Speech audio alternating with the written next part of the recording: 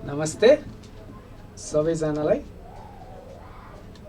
आज नेपाल राष्ट्र ब्याङ्कको धेरै पछि क्लास हुन लागिरहेछ। नमस्ते नमस्ते सबैजनालाई। नमस्ते भन्दै हुनुहुन्छ मनिषजीले, विवेक कनालजीले, सिरु लम्सालको क्वेरी आइसक्यो। मनिष पोखरेलजी नमस्ते भन्दै हुनुहुन्छ। सबैजनालाई नमस्ते। हामी धेरै दिनपछि आज फेरि क्लास गर्दैछौँ नेपाल राष्ट्र ब्याङ्कको। अब नेपाल राष्ट्र ब्याङ्कको हाम्रो 6वटा टपिक बाँकी छ। त्यो 6वटा टपिक मध्ये अहिले अरू स्टुडेन्टहरू आउनुभन्दा अगाडि यहाँ सानो एउटा हाम्रो जति बाँकी छ त्यसलाई कभर गरौँ है। त्यस पछाडि हामी आज त धेरै चमक छ त सर, निकै पछि देखेर हो कि? त्यही त तपाईँको त कमेन्टमै चमक देखिरहेको छ क्या म आज एकदमै। किनको नि त्यही भएर होला, त्यो तपाईँको चमक रिफ्लेक्ट भएको होला यतातिर, त्यही भएर मलाई पनि यता पनि चमक देखिएको होला। ठिकै छ।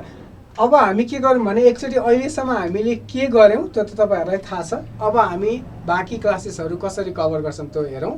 त्यो गर्दाखेरिसम्म सायद सबैजना जोइन गर्नुहुन्छ अनि त्यस पछाडि हामी सिधै टपिकमा जाउँला। अब हाम्रो बाँकी मैले अब पुरै सिलेबस हाम्रो जति बाँकी छ त्यसलाई म 3 भागमा डिभाइड गर्न खोजिरहेको छु। एउटा डेप्रिसिएसन र इन्भेन्ट्री,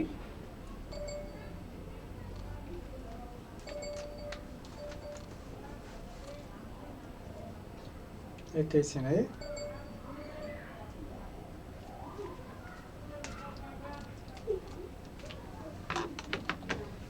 त्यस पछाडि हाम्रो अर्को पार्ट छ जुन तपाईहरुलाई धेरै नै प्रब्लम भइरहेछ। म त्यो टेलिग्राममा देखिरहेको छु।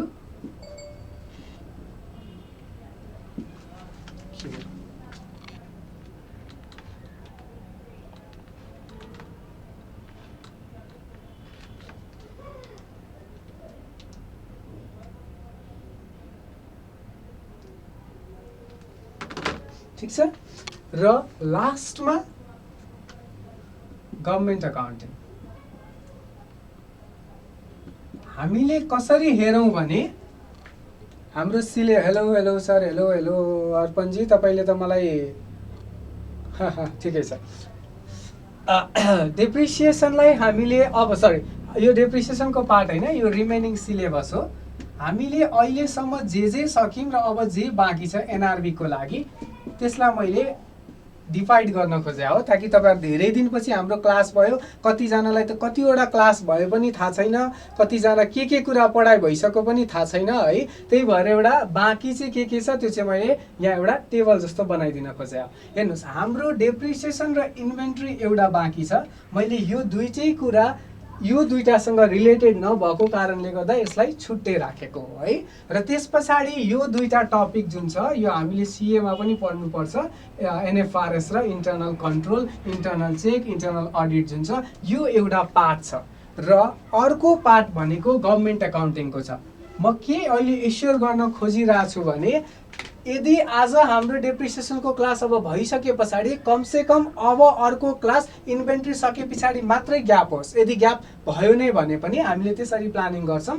र यो दुईटा क्लास भइसके पछाडि मात्रै ग्याप हुन्छ र यो लास्टमा हाम्रो गभर्नमेन्ट अकाउन्टिङ हुन्छ। जुन मैले फर्स्ट क्लासमा नै भनेको थिएँ, आशाजी गुड इभिनिङ, के भनेको थिएँ भने लास्टमा म गभर्नमेन्ट अकाउन्टिङ गराउँछु। किनभने हाम्रो बाँकी एक खालको पार्ट छ र गभर्नमेन्ट अकाउन्टिङ अलिकति डिफ्रेन्ट भएको कारणले गर्दा बाँकीलाई गरेर अनि गभर्नमेन्ट अकाउन्टिङ गरौँ भन्ने कुरा हाम्रो फर्स्ट क्लासदेखि नै स्टाब्लिस्ड भएको छ है।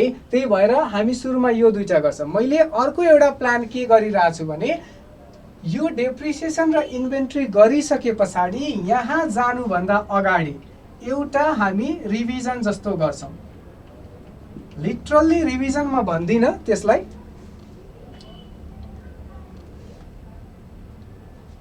मैले त्यही भएर यो सेकेन्ड पार्टमा त्यही कुरा छ। इन्टरनल चेक, कन्ट्रोल, अडिट सिए पढाएको छु, त्यति त म पढाउँछु राम्ररी नै, टेन्सन नलिनुहोस् है। अब यो पार्ट सकिसके पछाडि मैले के प्लान गरिरहेको छु भने एउटा रिभिजन क्लास गरौँ। Revision not in the sense त प्योरली रिभिजन होइन। मैले अहिलेसम्म पढाउँदाखेरि मैले तपाईँहरूलाई सुरुचोटिदेखि के भनेको छु भने मेरो पुरै कोर्स नसकुन्जेलसम्म डु नट रस, डु नट जज। त्यो भनेको थिएँ। मेरो यो सरले एक्जामको क्वेसनहरू गराइरहेको छैन भन्ने तपाईँहरूलाई लागेको हुनसक्छ। तपाईँहरूको ठाउँमा म भएर यहाँ अर्को टिचरले पढाएको भए पनि मलाई त्यही लाग्थ्यो। त्यसको लागि मैले के प्लान सुरुमै गराएको थिएँ भने यति पाठ सकिसके पछाडि एउटा 1-1.5 घन्टाको र यदि बढी भयो भने 2 घन्टाको हामी एउटा क्लास गर्छौँ, सानो क्लास, जुन क्लासमा आजसम्म यो पाठसम्म, यो 2टा पाठ छोडिदिउँ, यो पाठसम्म जे कुरा एक्जाममा सोधेको छ हैन, त्यो जति पनि कुरा यसमा हामीलाई एक्जाममा सोधेको छ त्यो सोधेको पाठहरूको क्वेसन एन्सर म गराउँछु तपाईँहरूलाई। भनेको यो पाठको च्याप्टरबाट यो क्वेसन सोधेको छ, यसलाई यसरी लेख्ने, र यो कुरा हाम्रो क्लासमा चाहिँ यसरी कभर गरेका छौँ है हामीले। जस्तो तपाईँहरूलाई के भइरहेछ नि, एक्जामको क्वेसन त्यसले गराइरहेको छैन बा एक्जाम ओरिएन्टेड भएको छैन कि हाम्रो पढाइ भन्ने कुरा हुनसक्छ। त्यही भएर त्यसलाई हटाउनको लागि मैले के प्लान गराएको थिएँ भने पहिला नै हामी एउटा लेभलसम्म कोर्सलाई लगाउँ, त्यो लगिसके पछाडि त्यो लेभलसम्म जे कुरा छ त्यसको क्वेसन एन्सर हामी गरौँ 1-1.5 घन्टाको क्लासमा। त्यसमा म एक-एकवटा पोइन्ट यो लेख्नुहोस् अनि फुल स्टप दिनुहोस् अनि यो लेख्नुहोस् म भन्दिनँ। म ब्रिफली यसरी लेख्दाखेरि अलिकति सजिलो हुन्छ है भनेर भन्छु। त्यो हुँदा के हुन्छ, हामीले जति पढिसकेका छौँ त्यसको रिभिजन पनि हुन्छ, सँगसँगै हामीले एक्जाममा आएको क्वेसनहरू पनि म स्क्रिनमा डिस्प्ले गरेर त्यसलाई पनि हामी कभर गर्न सक्छौँ। त्यस पछाडि यो 2टा पाठ गरिसके पछाडि यसबाट पनि एक्जाममा त क्वेसन आएको छ, यसको चाहिँ के गर्ने भन्दाखेरि यसको 2टा पाठ सकिसके पछाडि लास्टमा यो 2टामा आएको एक्जाममा आएको क्वेसनहरू जे छ त्यसलाई हामी गर्छौँ। मैले यो टपिक सकिसके पछाडि अथवा यो सकेर यो सकिनुभन्दा अगाडि म एउटा ग्रुपमा अरू कुनै कमेन्ट नगरिदिनुहोस्, म तपाईँहरूलाई कस्तो खालको क्वेसनहरू तपाईँहरूलाई लाग्छ यो जुन त्यो क्लास हुन्छ त्यसमा डिस्कस गर्ने, त्यसको लागि एउटा म त्यहाँ मेसेज गर्छु र त्यसमा तपाईँहरूले त्यो मेसेजमा रिप्लाई गरिदिनुहोस्। जुन क्वेसन हामीलाई कभर भएको छैन र जुन क्वेसन भइसकेको छ तर तपाईँहरू कन्फ्युज हुनुभयो जस्तो लाग्छ त्यसलाई हामी कभर गर्छौँ। यो भनेको हाम्रो ब्रिफ अब रिमेनिङ हाम्रो क्लास कसरी जान्छ भन्ने कुरा हो। त्यस पछाडि अब हामी के गरौँ भने आजको टपिक हामी डेप्रिसिएसन गर्छौँ, जुन मैले टेलिग्राममा पनि मेसेज गरिसकेका थिएँ। त्योभन्दा अगाडि एउटा सानो कुरा, एकजना स्टुडेन्ट हुनुहुन्छ, उहाँले मलाई बारम्बार मेसेज हुनुहुन्छ, म तपाईको नाम लिन्न तर तपाईले मलाई ब्याङ्किङको त्यो नोट्स दिनुस् न सर मेजर हेडिङवाला भनिराख्नु भएको छ।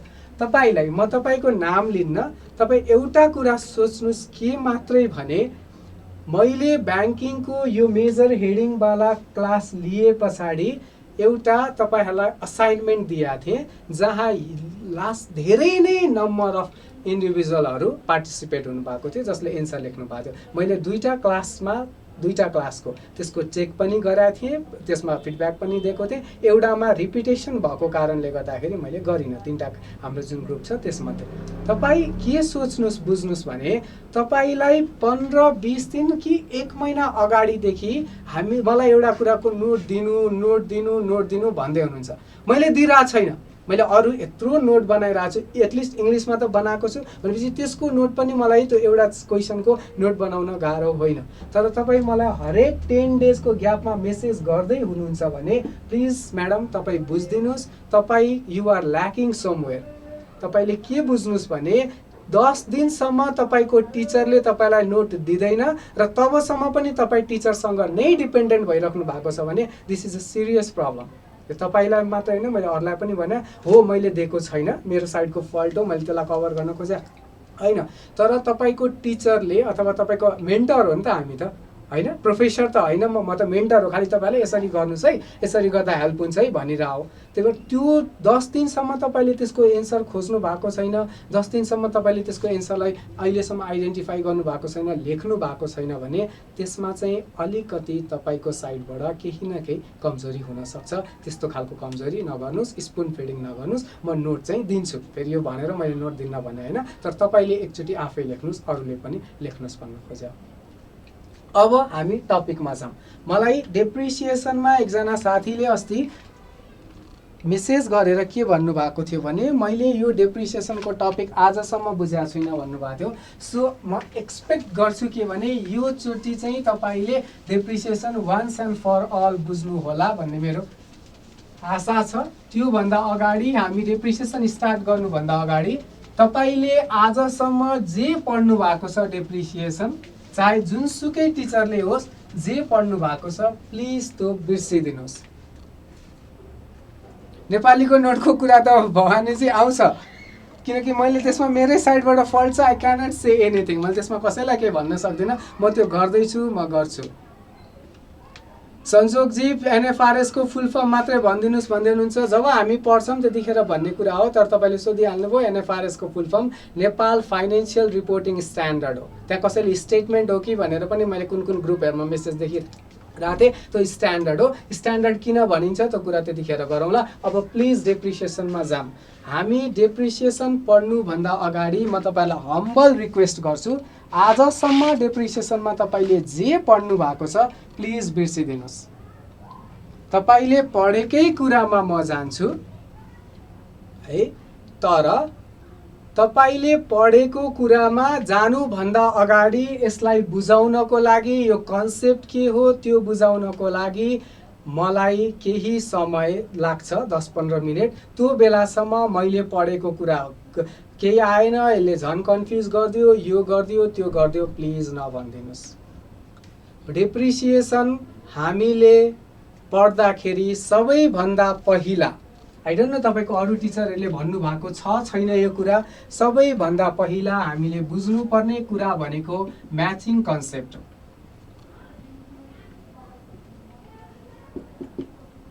मलाई थाहा छ सायद तपाईँहरूले 11-12 ब्याचलर अथवा मास्टर्समा पढ्दा पनि यो म्याचिङ कन्सेप्टको कुरा र डेप्रिसिएसनलाई लिङ्क नगरेको होला।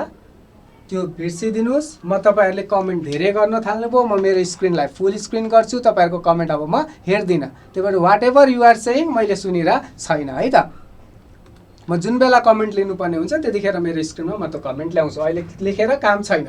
अब स्टार्ट गरौँ म्याचिङ कन्सेप्ट।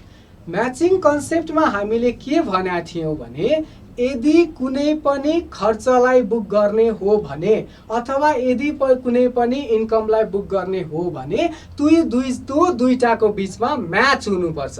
भनेको मैले त्यति आम्दानी गर्नको लागि कति खर्च चाहिँ गरेको छु त्यो यही वर्षमा रेकर्ड गर्नुपर्छ। यो हामीले म्याचिङ कन्सेप्टमा पढेको थियौँ। डेप्रिसिएसन पनि खासमा यही म्याचिङ कन्सेप्टमा बेस भएर आएको एउटा कन्सेप्ट हो। जस्तो कसरी हो सर, हेर्नुहोस्, मैले मान्नुहोस् यहाँ अगाडि मेरो अगाडि कम्प्युटरको स्क्रिन छ। त्यो कम्प्युटर मान्नुहोस् मैले के गरेँ, 40, अरू सबै बिर्सिदिनुहोस् एकछिनलाई, मैले 40,000 रुपियाँमा एउटा कम्प्युटर किने। ठिक छ, i3 को किने। अहिले नभए यहाँ फेरि 40,000मा कम्प्युटर आउँदैन भन्ने कुरा होला। 40,000मा मैले के गरेँ, एउटा कम्प्युटर किने।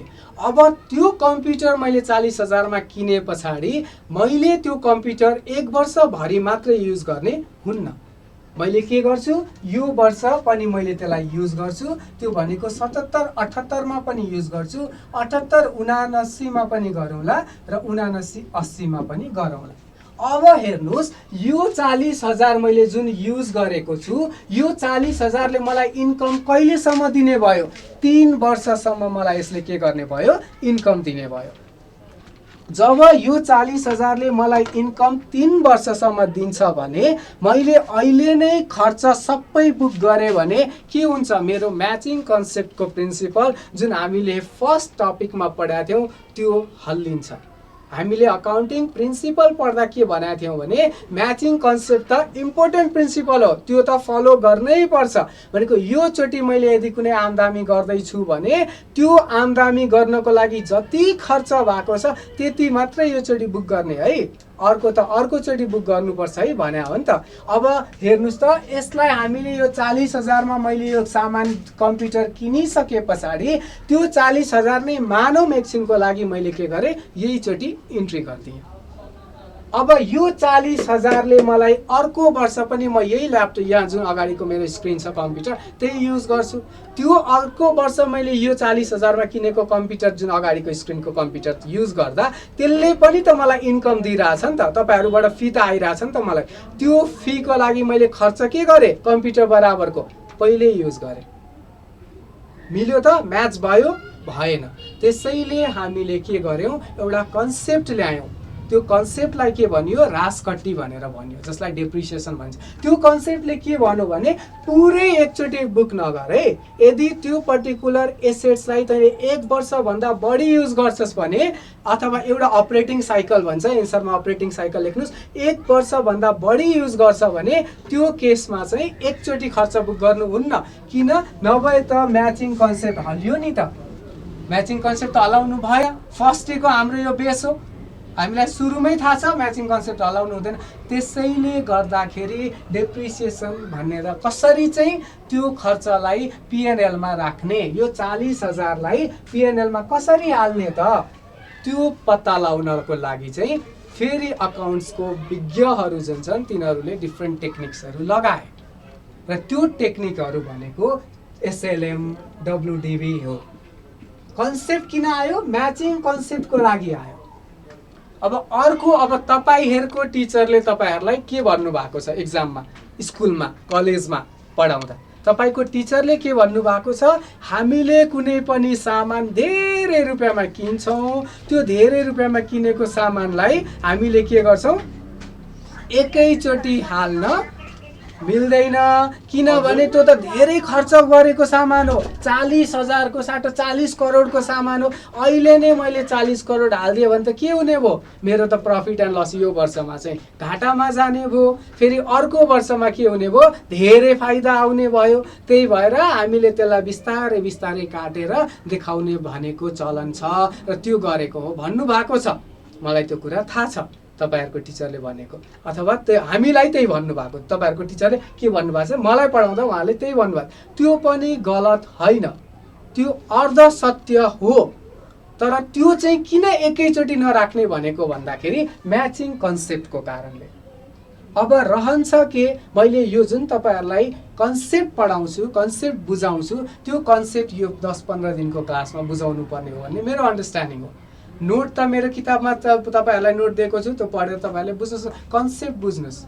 अब यही मैले अहिले यहाँ कमेन्ट हेरेँ भने त्यहाँ कसैले सर डेप्रिसिएसन भनेको के हो भनेर लेखा हुन्छ, त्यस्तो नगरिदिनुहोस्। अर्को कुरा हेर्नुहोस्, अब रह्यो कुरा डेप्रिसिएसन त्यो हो भने त्यसलाई 1-1 वर्षमा चाहिँ कसरी राख्ने, अथवा त्यसको मिनिङ चाहिँ के हो त सर? मिनिङ के हो भने म्याचिङ कन्सेप्टले के भन्छ, जति आम्दानी गर्छौँ हामीले त्यति आम्दानी गर्नको लागि जति त्यसले हामीलाई जति आम्दानी दिन्छ त्यही आम्दानीलाई हामीले के गर्नुपर्छ, त्यति बराबरको खर्च राख्नुपर्छ भनेर भनेको थियो। त्यही भएर म्याचिङ कन्सेप्टको लागि हामीले डेप्रिसिएसन गऱ्यौँ भन्ने कुरा त भयो।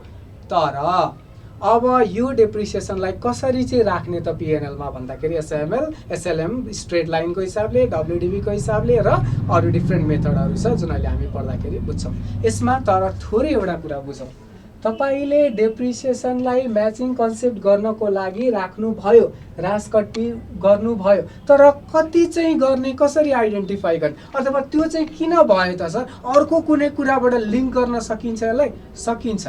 फिक्स्ड एसेट्सको डेफिनेसन तपाईँलाई मैले जब ब्यालेन्स सिट पढाएको थिएँ, वास्लात पढाएको थिएँ, त्यतिखेर के भनेको थिएँ भने जति पनि पुँजीगत सम्पत्तिहरू हुन्छ, करेन्ट एसेट्सवाला होइन, पुँजीगत सम्पत्ति हुन्छ, त्यसको डेफिनेसन, त्यसको अर्थ के थियो, त्यस्तो खालको सम्पत्ति जसलाई हामीले प्रयोग गर्छौँ हाम्रो संस्थामा के को लागि, for production of goods, goods चाहिँ प्रड्युस गर्नको लागि अथवा सर्भिस दिनको लागि, र त्यो सर्भिस त्यो सामान चाहिँ के हुन्छ 1 वर्षभन्दा बढी समय प्रयोग गर्न सकिन्छ भने त्यसलाई फिक्स्ड एसेट्स भनिन्छ। अब हेर्नुहोस् है, 1 वर्षभन्दा के हुने भयो, बढी समय प्रयोग गर्न सकिन्छ। सबै खर्च एकचोटि देखाउँदा भयो त? भएन नि त।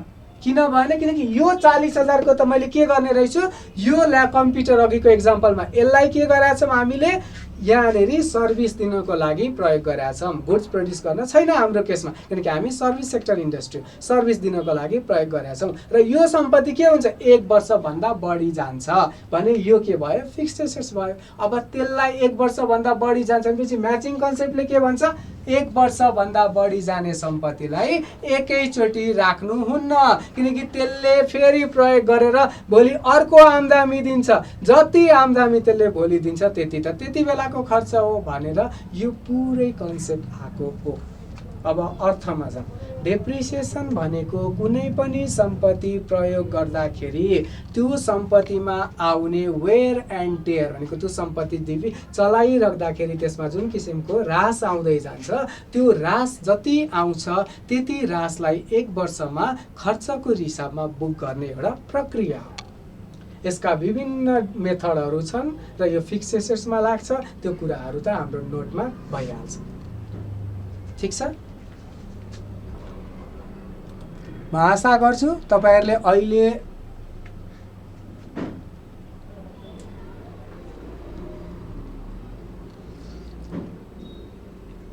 ठिक छ, म आशा गर्छु तपाईहरु अलिकति बुझकी मान्छे भइदिनुहुन्छ। मैले फेरि कमेन्ट खोलिदिएको छु, प्लिज जे पाए त्यही कमेन्ट नगर्दिनुस्।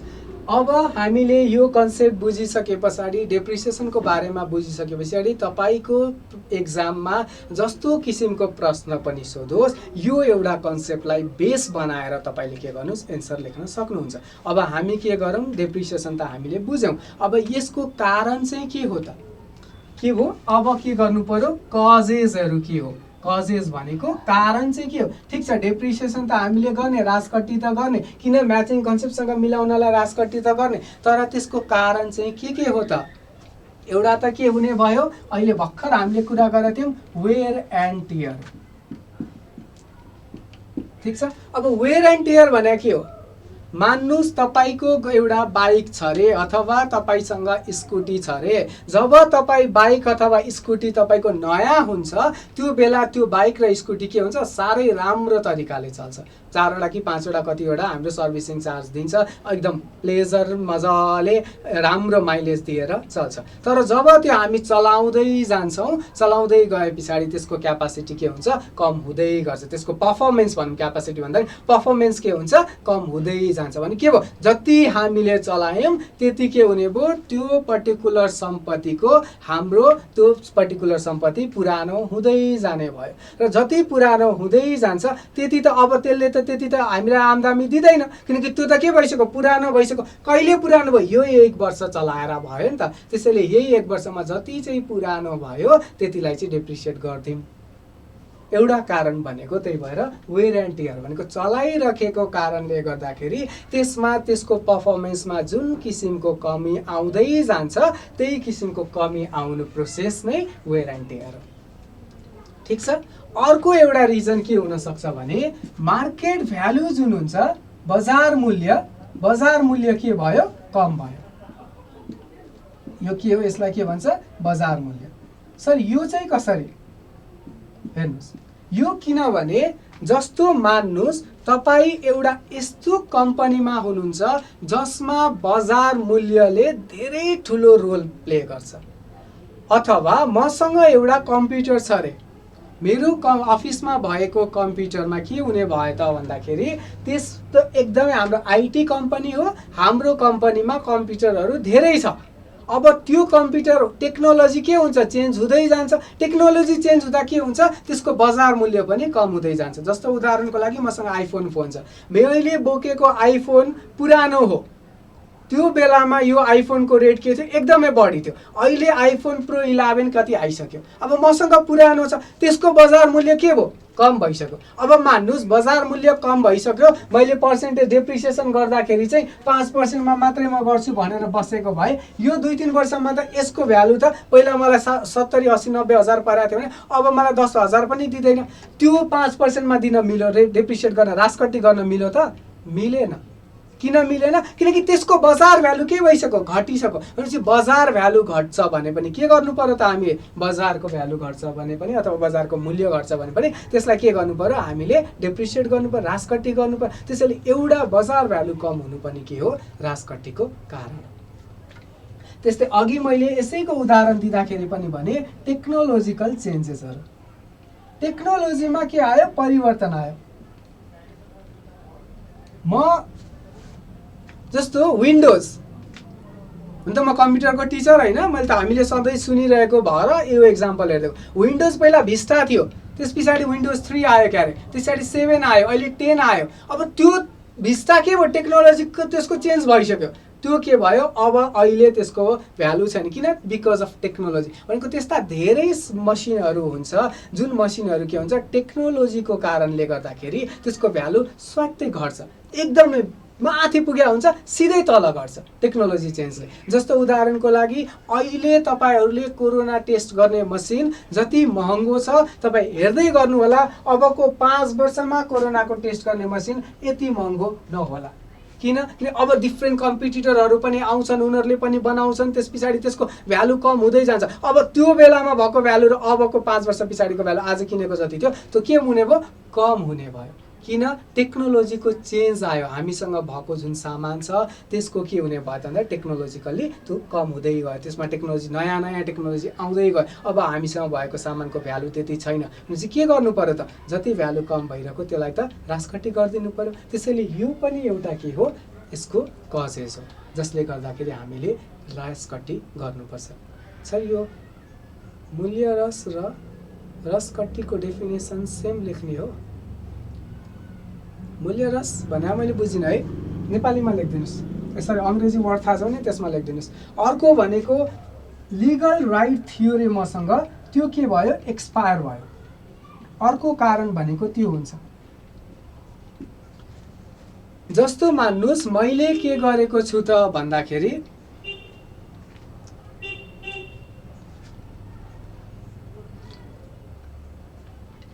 लिगल राइटमा के हुन्छ भने मान्नुहोस् मैले एसेट्स भनेको, जस्तो उदाहरणको लागि लियौँ, हामीले एउटा फ्रेन्चाइज लिएको छौँ रे, फ्रेन्चाइज KFC को।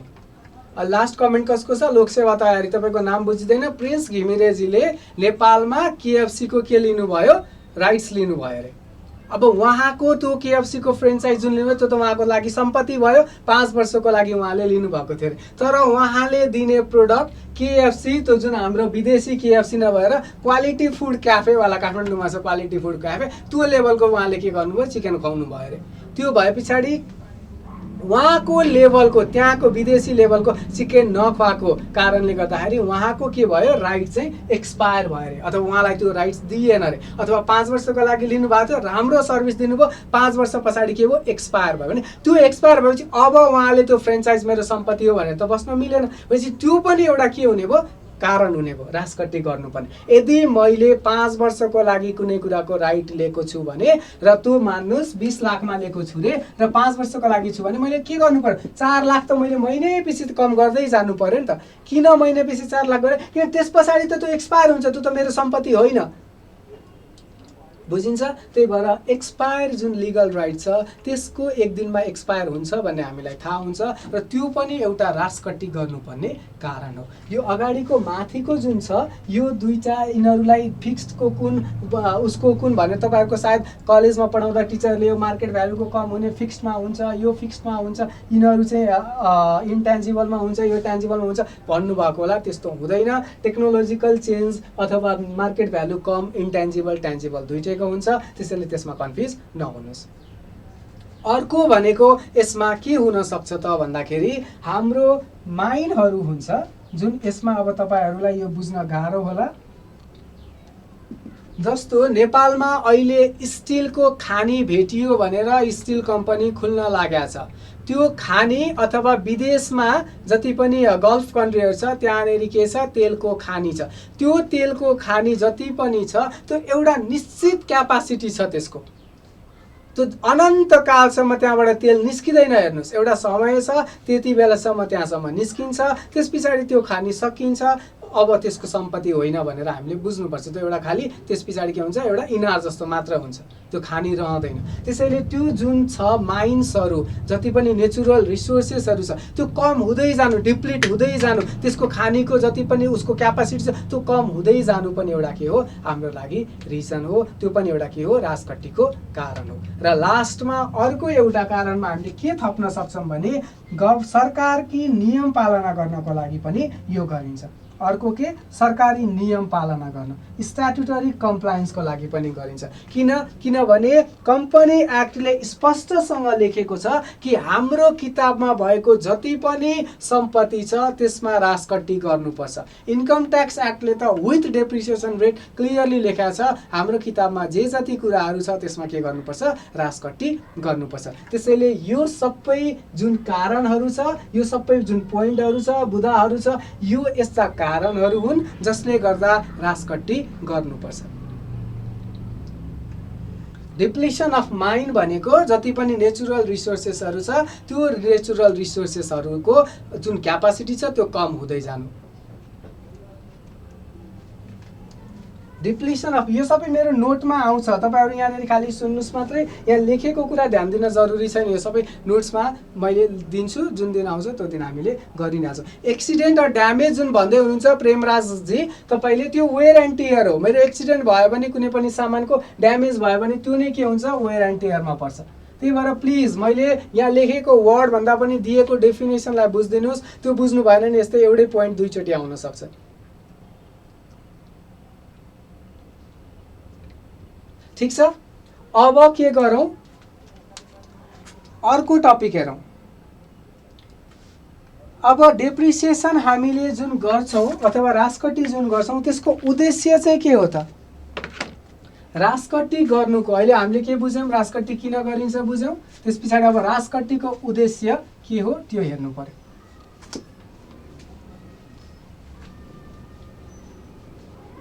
अर्पणजी तपाईँ त शङ्करदेवको टपर भन्ने सुनाएको थियो त मैले, डेप्रिसिएसनै बुझ्नु भएको छैन। ठिक छ,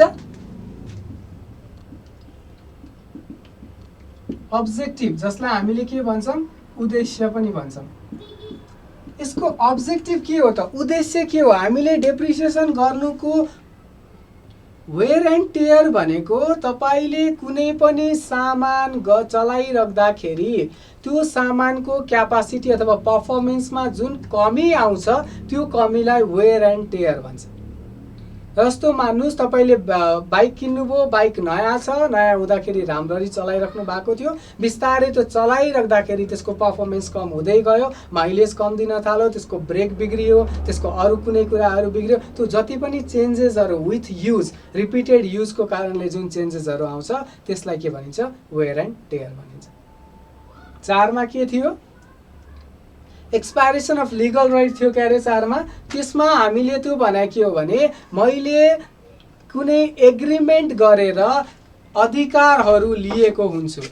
जस्तो मान्नुहोस् मलाई चाउचाउ फ्याक्ट्री बनाउनु पर्ने छ रे, त्यो चाउचाउ फ्याक्ट्रीको लागि मैले के गरेँ, विदेशमा गएर एउटा विदेशी चाउचाउ कम्पनीसँग राइट लिएर आएँ, अथवा मैले अमुलमा गएँ, अमुलको इन्डियाको अमुल जुन छ त्यहाँ गएर उसँग फ्रेन्चाइज लिएर आएर अमुलको डेरी प्रोडक्ट्सहरू म नेपालमा बेच्छु भनेर राइट लिएँ भने त्यस्तो खालको राइट्सहरूलाई हामी सम्पत्ति माग्छौँ। जुन हामीले ब्यालेन्स सिट पढाउँदाखेरि ट्रेडमार्कहरू, पेटेन्ट राइट्सहरू जुन भनेको थियौँ त्यो राइटहरू, त्यो राइट पनि के हुन्छ, एउटा निश्चित समयको लागि दिएको हुन्छ।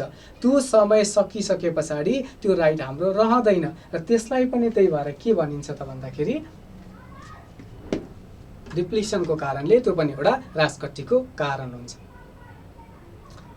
जस्तो यसलाई अझ क्लियरली बुझाउँदा मैले एक ठाउँमा अडिट गरेका थिएँ, एफएचएम फर हिम म्यागजिन, अथवा त्यो भन्दा तपाईँहरूलाई थाहा नहोला, एयर इन्डिया जुन छ, एयर एफएचएम नै भनौँ, एफएचएम भनेको फर हिम म्यागजिन हो।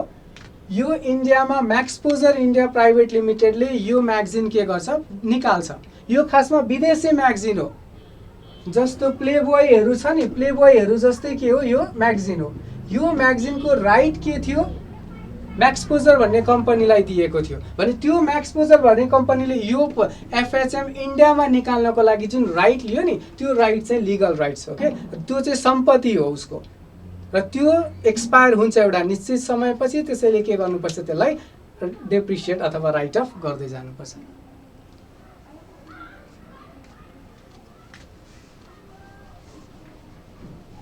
ठिक छ, अब के गरौँ, उद्देश्यमा जाउँ। उद्देश्य पहिलो नम्बरमा प्रफिट अथवा नाफा नोक्सान पत्ता लगाउनको लागि हो।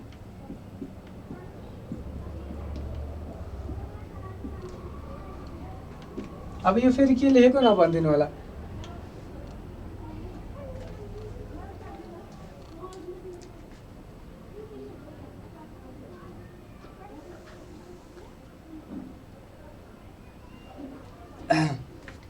के गरौँ, सबभन्दा पहिलो उद्देश्य भनेको नाफा घाटा पत्ता लगाउनु।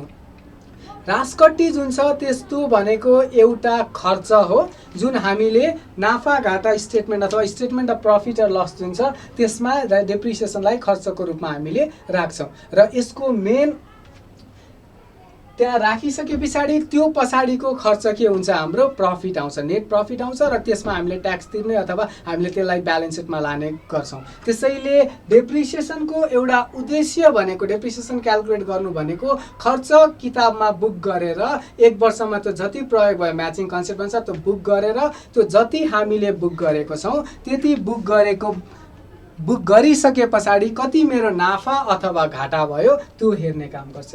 नाफा नोक्सानको एसर्टेनमेन्ट अथवा प्रफिट र लसको एसर्टेनमेन्टको यसको पहिलो उद्देश्य भनेको त्यो हो। त्यस पछाडि अर्को यसको उद्देश्य भनेको फाइनेन्सियल पोजिसन पत्ता लगाउनु।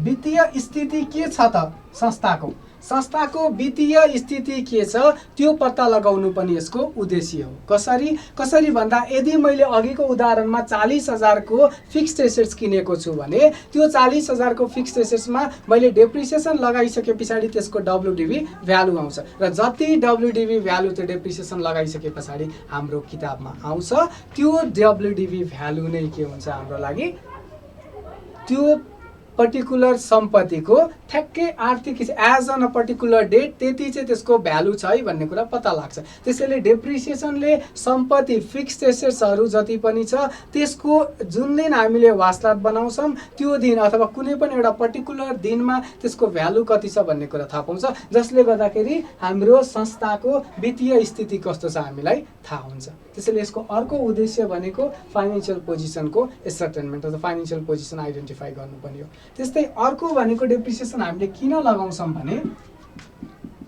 हामीसँग एउटा सामान छ, सम्पत्ति छ, त्यो सम्पत्तिलाई हामीले के गर्यौँ, महिनैपछि डेप्रिसिएसन गर्यौँ। जेनरली ठुलो संस्थाहरूले के गर्छ भने जति मैले महिनैपछि राजकट्टी गरेको छु त्यति नै पैसा उनीहरूले एउटा फन्ड बनाएर राख्छ र जुन त्यो फन्ड बनाएर उनीहरूले राखेको हुन्छ त्यो फन्डलाई प्रयोग गरेर यो सम्पत्ति प्रयोग हुन छोडे पछाडि नयाँ सम्पत्ति यिनीहरूले किन्छ। भनेको डेप्रिसिएसनले गर्दाखेरि एकैचोटि हाम्रो पुरै पिएनएलमा नगर बिस्तारै जाँदा के फाइदा हुने भयो, फन्ड हाम्रो एलोकेट गर्न सजिलो हुने भयो। जति डेप्रिसिएसन गरेका छौँ त्यति नै के गर्ने, फन्डलाई एलोकेट गरिदिने र त्यो एलोकेट गरेको फन्डबाट एकुमुलेसन गरेर सबै जोडिसके पछाडि जब त्यो मसिन युज गर्न छोडिन्छ अनि नयाँ मसिन के गर्ने, निकाल्ने। त्यो भनेको अर्को एउटा यसको पोइन्ट हो, फन्ड फर रिप्लेसमेन्ट। र अर्को भनेको डेप्रिसिएसनको अर्को के हो, कस्ट अफ प्रोडक्सन पनि ट्रु कस्ट अफ प्रोडक्सन निकाल्न सहयोग गर्छ। यो हाम्रो खासमा कस्टिङ पढेको साथीहरू जो जति हुनुहुन्छ उहाँहरूलाई थाहा होला, हामीले कस्ट अफ प्रोडक्ट निकाल्दाखेरि जहिले पनि डेप्रिसिएसन अन मसिनरी अथवा फ्याक्ट्रीमा जति पनि मसिनहरू युज भएको छ त्यसमा जति राजकट्टी लगाएको हुन्छ अथवा काटेको हुन्छ त्यो हामीले के गर्छौँ, लिन्छौँ र त्यो लिइसके पछाडि जुन कस्ट आउँछ त्यो कस्ट भनेको हाम्रो त्यो पर्टिकुलर प्रोडक्ट बनाउनको लागि लागेको कस्ट हुन्छ। त्यसैले डेप्रिसिएसनले हामीलाई प्रोडक्सन गर्नको लागि हामीलाई कति खर्च लाग्यो, कति कस्ट चाहिँ प्रोडक्सन गर्नको लागि हामीलाई लाग्यो त्यो कुराको पनि जानकारी दिन्छ। जस्तो मान्नुहोस् म एउटा बिस्किट फ्याक्ट्रीको मालिक हुँ रे, मैले बिस्किट बनाउनको लागि 2-4वटा इक्विपमेन्टहरू राखेको छु रे। अब त्यो इक्विपमेन्ट मैले 4वटा इक्विपमेन्ट मैले 20 लाख रुपियाँमा किनेको छु रे। अब यो 20 लाख रुपियाँमा किनेको जुन इक्विपमेन्ट छ यसलाई एकैचोटि मैले 20 लाख राखिदिएँ भने पनि के हुने भयो, हाम्रो कस्ट हरेक एकैचोटि त हुँदैन, त्यसलाई त हरेक महिनामा मैले त्यसलाई युज गर्छु, त्यो राख्न मिलेन। अब मैले के गर्छु, यसमा भएको डेप्रिसिएसन जति लाग्छ त्यो डेप्रिसिएसन म के गर्छु खर्चको रूपमा राख्छु र त्यो राखिसके पछाडि अरू विभिन्न खर्चहरू direct expense direct labour overhead एक्सपेन्सहरू हामीले जुन अस्ति पढ्यौँ पिएनएल बनाउँदाखेरि त्यो सबै लगाएर त्यो जोडेर इन्ट्रेस्टको खर्चहरू यदि फ्याक्ट्रीको मा युज भएको इन्ट्रेस्ट छ भने त्यो सबै जोडेर डेप्रिसिएसनको खर्च राखिसके पछाडि जे मेरो टोटल कस्ट आउँछ त्यो टोटल कस्ट के हुन्छ प्रोडक्सन कस्ट अफ प्रोडक्सन हो र त्यो कस्ट अफ प्रोडक्सनले नै हामीले भोलिको दिनमा मैले त्यो एउटा बिस्किटको दाम कति राखौँ भन्ने कुरा एसर्टेन गर्न हेल्प गर्छ। त्यसैले यसको उद्देश्य भनेको ट्रु कस्ट अफ प्रोडक्सन पत्ता लगाउनु पनि हुन जान्छ। ठिक छ र यसले अर्को एउटा कुरा पनि हामीले भन्न सक्छौँ क्यास फ्लो पनि बताउँछ अथवा डेप्रिसिएसनले केमा हेल्प पनि गरिदिन्छ भने मेरो जुन कम्पनीको क्यास फ्लो अथवा क्यास प्रफिट कति छ त्यो पनि आइडेन्टिफाई गर्न हेल्प गर्छ। यहाँनिर हामीलाई नाफा नोक्सान निकाल्न पनि सहयोग गर्यो र त्यो नाफा नोक्सान जति आएको छ त्यसमा ट्याक्स लिइसके पछाडि त्यसको जति पनि हाम्रो नाफा नोक्सान आएको छ त्यसमा डेप्रिसिएसन जोडे पछाडि क्यास फ्लो क्यास प्रफिट हाम्रो आउँछ। त्यो तपाईहरुलाई थाहा छ, तपाईहरुले पढिसक्नु भएको कुरा छ। यो सबै के हो यसको उद्देश्य हो। कसैले यसमा ट्याक्सको एडभान्टेज लिनु पनि उद्देश्य हो भन्छन्, त्यो पनि गलत भन्न सकिँदैन। किनभने ट्याक्समा पनि के हुने भयो, डेप्रिसिएसन राजकट्टी गरिसके पछाडि अथवा राजकट्टीलाई खर्चको रूपमा ट्याक्स एक्टले अलाउ गर्छ र त्यो खर्च पछाडि जति प्रफिट आउँछ त्यसमा मात्रै हामीले कर तिर्नुपर्ने भएको कारणले गर्दा यसको उद्देश्य अर्को उद्देश्य भनेको ट्याक्स बचाउनु पनि हो। ट्याक्सको क्याल्कुलेसन भन्दा पनि ट्याक्स बचाउनु उद्देश्य पनि, डेप्रिसिएसनको अर्को उद्देश्य ट्याक्स बचाउनु पनि, कर बचाउनु पनि एउटा डेप्रिसिएसनको उद्देश्य हो।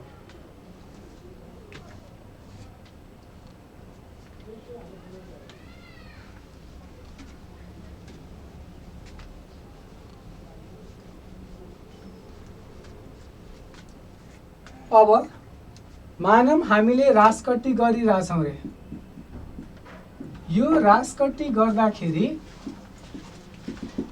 के फ्याक्टरहरू चाहिँ इम्पोर्टेन्ट हुन जान्छ त,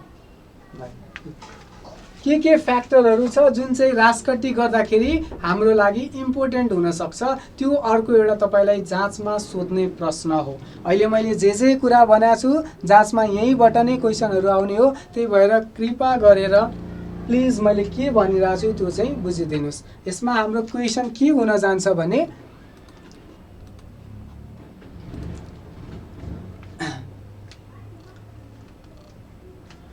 हामीलाई कस्तो डेप्रिसिएसन राजकट्टी गर्नको लागि, please phone number point sir भन्नुहुन्छ, फोन नम्बर पोइन्ट भन्दा पनि त्यहाँ के लेखेको छ त्यो चाहिँ भनिदिनुस् न, अनि नै मलाई सजिलो हुन्छ भन्न। कस्ट अफ प्रोडक्सन, तपाईँ सायद साइन्सको स्टुडेन्ट हो जस्तो लाग्यो। कम्पनीले अथवा कुनै पनि संस्थाले कुनै पनि सामान बेच्दाखेरि,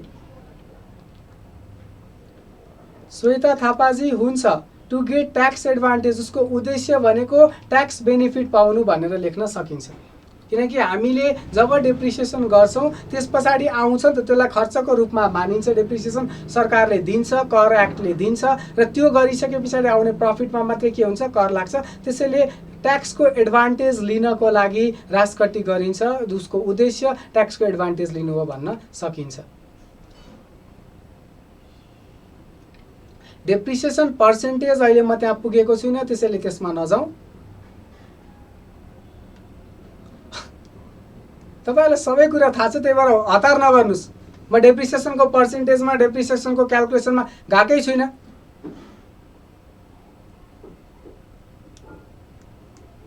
म 2-4 जनाको कमेन्टहरू इन्टेन्सनली लिइरहेको छुइनँ, किनकि तपाईहरुको इन्टेन्सन के हो मैले बुझिसकेको छु अब यति क्लास लिइसके पछाडि। त्यसैले मेरो क्वेसनको रिप्लाई दिएन सरले, यो त्यो चाहिँ प्लिज नसोचिदिनुस् होला। अब अर्को हामी के गरौँ भने के फ्याक्टरहरू छ जसले, सरी 4 नम्बरको पोइन्ट भन्दै हुनुहुन्थ्यो एकजना साथीले, कस्ट अफ प्रोडक्सन भनेको के हो भने तपाईले कुनै पनि सामान प्रड्युस गर्दै हुनुहुन्छ भने त्यो सामान बनाउनको लागि के कति खर्च लाग्यो, कति तपाईले कच्चा पदार्थ किन्नु भयो, कति तपाईले लेबरको खर्च गर्नुभयो, कति अरू यो बिजुलीहरूको पानीहरूको अरू खर्चहरू गर्नुभयो, त्यो सबै खर्चहरूलाई जोडेर त्यो सामान बनाउनको लागि गरिएको खर्च निकालिन्छ। र त्यो खर्च सामान बनाउन जति खर्च हामीले निकाल्छौँ त्यो खर्चबाट एउटा सामान अथवा एउटा पर्टिकुलर सामान कति रुपियाँमा बेच्ने भन्ने निस्किन्छ। जस्तो मान्नुहोस् एउटा 10 रुपियाँमा पाउने बिस्किट जुन छ, यो 10 रुपियाँमा पाउने बिस्किटको लागि के कति खर्च हुन्छ सबै एउटा कस्ट सिटमा बनाइन्छ। त्यो बनाइसके पछाडि त्यसको त्यो खर्च निकालिसके पछाडि टोटल खर्च यति हो, त्यसमा यति % चाहिँ हामी फाइदा लियौँ र बाँकी चाहिँ यति रुपियाँमा हामी बेचौँ भनेर निकालिन्छ। यो कस्टको पार्ट हो जुन तपाईँ साइन्सको विद्यार्थी भएर होला थाहा छैन, कमर्स पढेको मान्छेहरूलाई थाहा छ। र यो जुन 10 रुपियाँ हाम्रो कस्ट भयो, मानौँ यो कस्ट हो भने एउटा बिस्किट बनाउन 10 रुपियाँ लाग्छ भने यो 10 रुपियाँ निकाल्नको लागि के गरिन्छ, डेप्रिसिएसनको प्रयोग गरिन्छ। यो 10 रुपियाँको खर्च निकाल्न डेप्रिसिएसनको खर्चलाई पनि जोडिन्छ। त्यसैले यसको एउटा उद्देश्य भनेको यो कस्ट अफ प्रोडक्सन निकाल्नको लागि पनि डेप्रिसिएसन राजकट्टी युज गर्न सकिन्छ भनेको।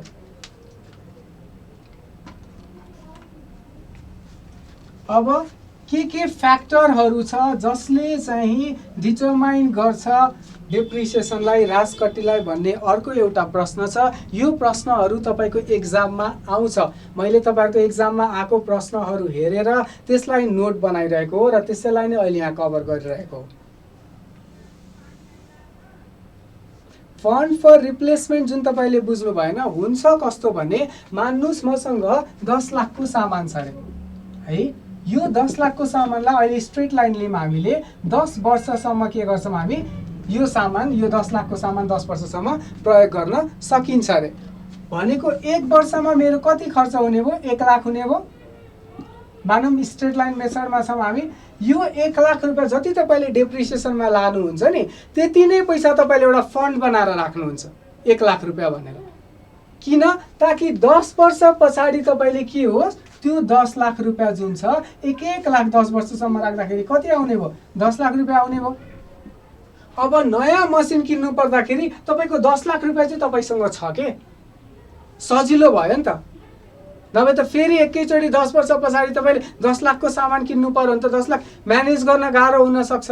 त्यसैले के गरिन्छ भने फन्ड बनाइन्छ। जति यो वर्ष मेरो डेप्रिसिएसन हुन्छ त्यति नै के गरौँ, फन्ड बनाएर छुट्टै राखौँ, ताकि भोलिको दिनमा यो मसिन प्रयोग गर्न छोडेपछि त्यही पैसाबाट नयाँ मसिन किन्नलाई सहयोग गरोस्। त्यही भएर रिप्लेसमेन्टको लागि फन्ड राख्छ भनेको।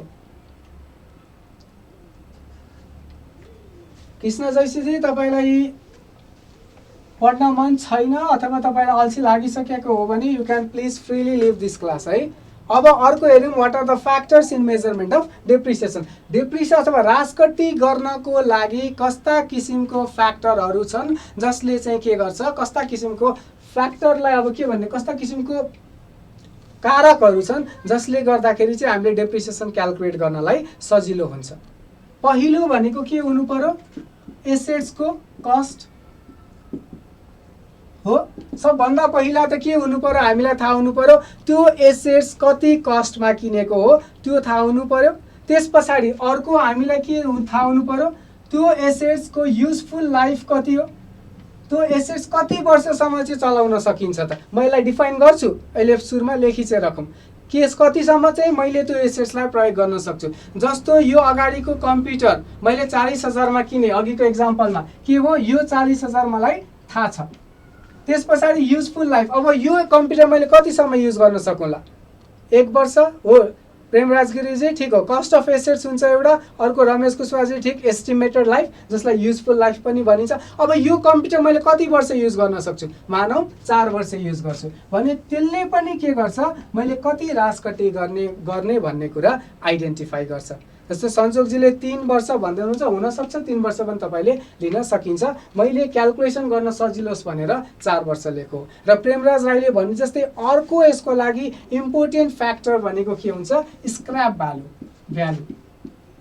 स्क्रैप भ्यालु, अब यो स्क्रैप भ्यालु भनेको के हो, ठिक छ। अब यो 3टै कुरालाई डिफाइन गरौँ। हेर्नुस् तपाईले के बुझ्नु पर्यो भने राजकट्टी गर्दाखेरि हामीले के कुराहरू के फ्याक्टरमा बेस भएर चाहिँ राजकट्टी गर्नुपर्छ भन्ने जुन कुरा छ त्यसको पहिलो फ्याक्टर भनेको एसेट हो, सम्पत्तिको खर्च। जबसम्म मलाई खर्च नै त्यो सम्पत्तिको कति हो थाहा छैन तबसम्म मैले त्यो 40,000 मध्ये पो एक वर्षमा यति लान्छु, अर्को वर्षमा यति लान्छु, अर्को वर्षमा यति लान्छु भन्ने हो नि त। त्यही नै थाहा छैन भने त डेप्रिसिएसन अथवा राजकट्टी गर्न सकिएन। त्यसैले सबैभन्दा इम्पोर्टेन्ट पार्ट भनेको के हुन जान्छ, त्यो पर्टिकुलर सम्पत्तिको खर्च अथवा कस्ट कति हो, मैले कतिमा त्यो किने, त्यो के हुन्छ इम्पोर्टेन्ट हुन्छ। अब एक्जामको लागि कस्ट कति हो त्यो इम्पोर्टेन्ट हुन्छ भनेर मात्र त लेख्न मिलेन। इनिसियल प्राइस भन्न मिल्छ, जेनरली कस्ट युज गर्नुहोस्। प्राइस भनेको उसले चार्ज गर्ने हो, प्राइस युज गर्नुभन्दा कस्ट युज गर्नु राम्रो, अलिकति टेक्निकल्ली राम्रो साउन्ड सुनिन्छ। ठिक छ। अब एसेट्सको कस्ट भनेर मात्र लेख्दा त भएन। त्यसैले यसलाई जाँचमा लेख्दा तपाईहरुको एक्जाम आयो भने तपाईहरुले यसलाई के लेख्नु पर्यो त भन्दाखेरि कुनै पनि मसिन अथवा कुनै पनि सम्पत्तिको कस्ट, त्यसको खर्च कतिमा हामीले त्यसलाई किनेको छौं, सबभन्दा पहिला कुरा त त्यो भयो। तर यसमा इम्पोर्टेन्ट के हुन जान्छ, के कुरा चाहिँ जोड्ने त त्यसमा। ठीक छ, सामान त हो, त्यसको खर्च कति लाग्यो त्यो पनि हो, तर त्यसमा के कुरा जोड्ने त। त्यसको लागि मैले अस्ति पनि भनेको थिएँ, म फेरि पनि दोहोऱ्याउँछु, मैले यो सबै लिंक गर्छु। मैले फर्स्ट क्लासमा बनाएको थिएँ, मेरो लास्ट क्लाससम्म लिंक हुन्छ। NAS 16 PPE, तपाईहरुले PPE धेरै सुनिराख्नु भएको छ, प्रोटेक्टिभ इक्विपमेन्ट भनेर हामीले पढ्छौँ। अहिले झन् कोरोनाको कारणले PPE धेरै युज भएको छ, तर तपाईहरुले पनि PPE पढ्नुपर्छ अकाउन्ट्समा। त्यो PPE भनेको प्रोपर्टी प्लान्ट एन्ड इक्विपमेन्ट हो, जसलाई तपाईहरुले आजसम्म युज गरेको वर्ड भनेको फिक्स्ड एसेट्स हो। र यसको बारेमा नेपाल अकाउन्टिङ स्ट्यान्डर्ड 16 मा डिफाइन गरेको छ। मलाई थाहा छ तपाईहरुले सीए पढेको होइन, यो धेरै भेग भयो भन्नुहुन्छ, तर एक्जाममा यसरी नै लेख्नुपर्छ। तपाईको धेरै जनाले जाँच दिन्छन्, त्यो मध्ये थोरै जनाले नाम निकाल्छ र निकाल्नेले यसरी नै राम्ररी लेखेको हुन्छ। त्यही भएर हो। यसमा अब हामीले के बुझ्नु पर्यो त भन्दा यो अकाउन्टिङ स्ट्यान्डर्डले भनिदिएको छ कस्ट अफ एसेट्समा के कुरा राख्ने। उसले के भन्छ भने एउटा पर्टिकुलर सामानलाई ल्याएर आजको दिनसम्म अथवा प्रयोग गर्ने लेभलसम्म, प्रयोग गर्ने स्थितिमा राख्नको लागि जे जति खर्च लाग्छ त्यो सबै खर्च भनेको त्यो एसेट्सको कस्ट हो। जस्तो तपाईले ट्रायल ब्यालेन्स, अस्ति मैले एक्जाममा पनि सोधेको थिएँ, ट्रायल ब्यालेन्समा एउटा एरर छ, प्रिन्सिपल एरर, जसमा तपाईहरुले रट्नु नै भएको छ त्यो example. Wages charge for the machinery added expense off in P&L account as wages account instead of adding it in fixed assets. ज्याला जुन हामीले सम्पत्तिको लागि चार्ज गरिएको थियो त्यसलाई चाहिँ ज्यालाको खातामा हाल्नु, त्यो सम्पत्तिमा नजोडिकन। त्यो किन चाहिँ सम्पत्तिमा जोड्नुपर्छ, यही कारणले हो। प्रोपर्टी प्लान्ट एन्ड इक्विपमेन्टले के भन्छ भने त्यो पर्टिकुलर सामान मैले मेरो फ्याक्ट्रीमा ल्याएर अथवा त्यो पर्टिकुलर सामान मैले प्रयोग गर्नको लागि ल्याइसके पछाडि प्रयोग गर्ने स्थितिमा पुगुन्जेलसम्म जे जति खर्च हुन्छ त्यो सबै के हुन्छ, कस्ट अफ एसेट्स हुन्छ। You have to write this. त यो पोइन्ट यदि एक्जाममा आयो भने अब किन चाहिँ ज्याला भयो, किनकि मैले त्यो फ्रिज पसलमा थियो अथवा त्यो कम्प्युटर पसलमा थियो, त्यसलाई प्रयोगमा ल्याउनको लागि भाडा तिर्या हो नि त। त्यसलाई अहिले प्रयोगमा ल्याउन मैले यहाँ अगाडि इन्स्टल गरेको छु, जुन यहाँ मेरो कम्प्युटर छ, त्यस पछाडि मात्र त्यसलाई मैले युज गर्न सक्छु। त्यसैले त्यो सबै गर्नको लागि जुन हामीले खर्च तिरेका छौँ त्यो खर्चलाई के भनिन्छ, त्यो सबै खर्चलाई के गरिन्छ, कस्टमा जोडिन्छ। हामीले यही नै लेख्नुपर्छ। यसमा इन्ट्रेस्टको कुराहरू पनि छ, त्यो भेगमा चाहिँ नजाउँ, तर यति चाहिँ लेखिदिनुहोस् कि कुनै पनि सामान किन्नलाई जति हाम्रो खर्च लाग्छ त्यो, र त्यो सामानलाई प्रयोग गर्नको लागि जति जे खर्च लाग्छ, वेजेसको खर्च होस्, इन्स्टलेसनको खर्च होस्, जे जति खर्च लाग्छ त्यो सबै खर्चहरू यो पार्टमा हामीले जोड्नुपर्छ। अब जो ब्याचलर गर्दै हुनुहुन्छ, जसको मास्टर्स सकिएको छैन, जसको मास्टर्स गर्दै हुनुहुन्छ, उहाँहरूले क्यापिटल बजेटिङ पढ्दाखेरि वेजेसहरू जति पनि थियो तपाईँले इन्भेस्टमेन्टमा अथवा एसेट्समा जोडेर क्यापिटल बजेटिङ गर्नुहुन्थ्यो। यही हो रिजन। यो मेरो पार्ट होइन, मैले पढाउनु पर्ने कुरा होइन, तर सजिलो होस् भनेर लिङ्क चाहिँ मैले एउटा गरिदिएँ।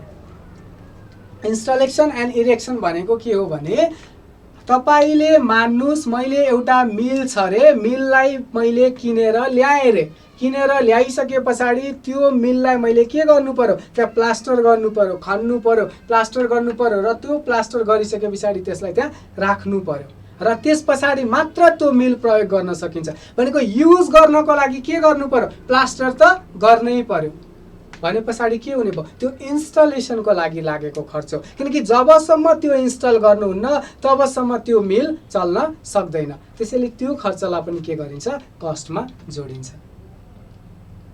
प्रिन्सजी एनएएस कुन वेबसाइटमा पाइन्छ भन्दै हुनुहुन्छ। तपाईँले अहिले एनएएस पढेर टाइम वेस्ट नगर्नुहोस्, जे छ त्यो पढ्नुहोस्, नाम निकाल्नुहोस्। 6औं लेभलमा हुनुहुन्छ र जरुरी छ भने मात्रै गर्नुहोस्। एनएएस भनेको नेपाल अकाउन्टिङ स्ट्यान्डर्ड, यत्रो क्लास भइसक्यो। एनएएस भने के हो भन्नुहुन्छ। अब ठिक छ, युजफुल लाइफमा जाऊँ। युजफुल लाइफ भने मैले फेरि यो फुल स्क्रिन गरेँ, तपाईँहरूको कमेन्टले मलाई डिस्टर्ब भयो। युजफुल लाइफ, युजफुल लाइफ भनेको के हो भने मैले एउटा पर्टिकुलर सम्पत्ति किने। अब त्यो सम्पत्ति किनिसके पछाडि मैले मान्नुस् 20 लाखमा सम्पत्ति किनेको छु रे, त्यो सम्पत्ति 20 लाखको सम्पत्ति जति बेलासम्म त्यो सम्पत्ति मैले प्रयोग गर्छु त्यो बेलासम्म न मैले पिएनएलमा राख्दै जानु पर्यो। Matching concept. त्यो युज गर्न छोडिसके पछाडि त त्यसलाई फेरि खर्च गर्नु भएन, किनकि युजै नभइसकेपछि खर्च देखायो भने के हो, त्यो खर्च बराबरको आम्दानी त त्यो वर्षमा त पाएको छैन मैले। त्यसैले जुन बेलासम्म त्यो मसिनलाई मैले युज गर्न सक्छु त्यही बेलासम्म मात्रै के हुने भयो, त्यसको डेप्रिसिएसन चार्ज गर्नुपर्ने भयो। त्यसैले त्यसको एस्टिमेटेड लाइफ निकालिन्छ। जस्तो अघि एकजना साथीले भन्दै हुनुहुन्थ्यो कि सर पर्सेन्टेज कसरी निकालिन्छ। खासमा पर्सेन्टेज निकाल्ने भनेको युजफुल लाइफले हो। तपाईले कुनै एसेट्सको 20% डेप्रिसिएसन देख्नुहुन्छ भने त्यहाँ के एजम्पसन लगाएको छ भने त्यो एसेट्स कमसेकम 5 वर्षको लागि प्रयोग हुन्छ। 20 पंचे 100। कुनै जस्तो बिल्डिङहरुमा के छ, पर्सेन्टेज कम छ। ट्याक्समा बिल्डिङको पर्सेन्टेज कति छ, जम्मा 5% छ। किनभने एउटा बिल्डिङ 4-5 वर्षमा लड्दैन के। अब पिलरै खराब छ, स्ट्रक्चरै खराब छैन अर्कै कुरा, तर एउटा बिल्डिङ कमसेकम 20-22 वर्ष चल्छ। त्यही भएर बिल्डिङको पर्सेन्टेज के छ, कम छ। कम्प्युटरको पर्सेन्टेज के हुन्छ, धेरै हुन्छ। किनकि कम्प्युटरमा टेक्नोलोजिकल चेन्जेस आइरहेको छ। अहिले i3 आउटडेटेड भइसक्यो, i7 आयो, i9 आइसक्यो, अझ बढी आइसक्यो होला। त्यही भएर के गरिन्छ, त्यसको कारणले गर्दा जुन सामान धेरै समयसम्म प्रयोग गर्न सकिन्छ त्यसको कम पर्सेन्टेज हुन्छ र जुन सामान कम समयसम्म प्रयोग गर्न सकिन्छ त्यसको ज्यादा पर्सेन्टेज हुन्छ। सरी, उल्टो भने मैले, जुन सामान कम समय प्रयोग गर्न सकिन्छ त्यसको ज्यादा पर्सेन्टेज हुन्छ र जुन सामान लामो समयसम्म प्रयोग गर्न सकिन्छ त्यसको रेट अफ डेप्रिसिएसन कम हुन्छ।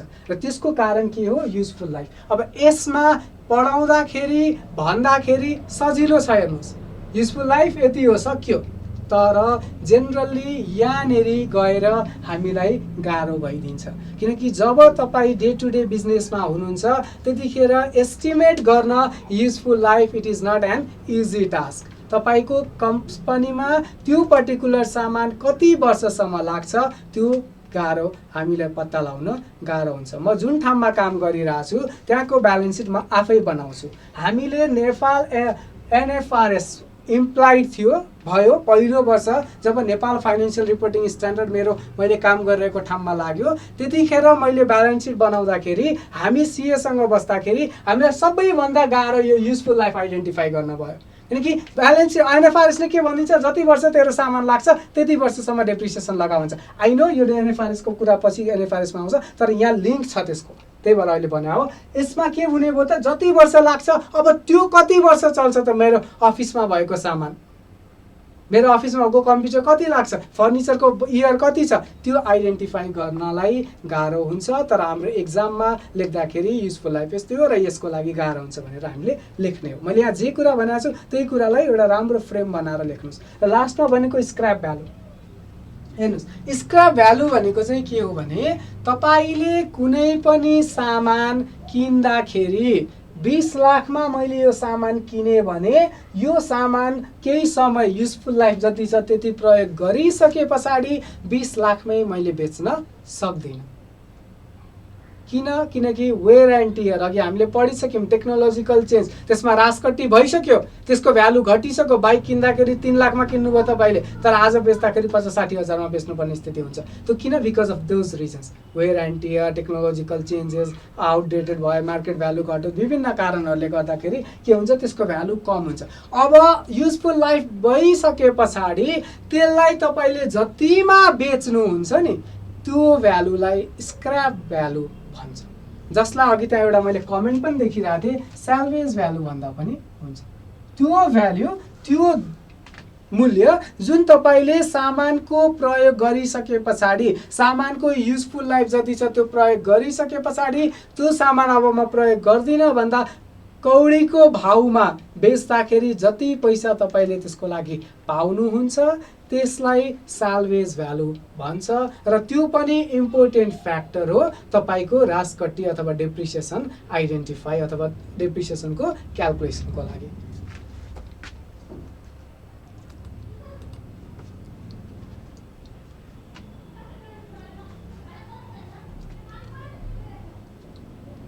डेप्रिसिएसन के को बेसमा कर्छ भन्दै हुनुहुन्छ।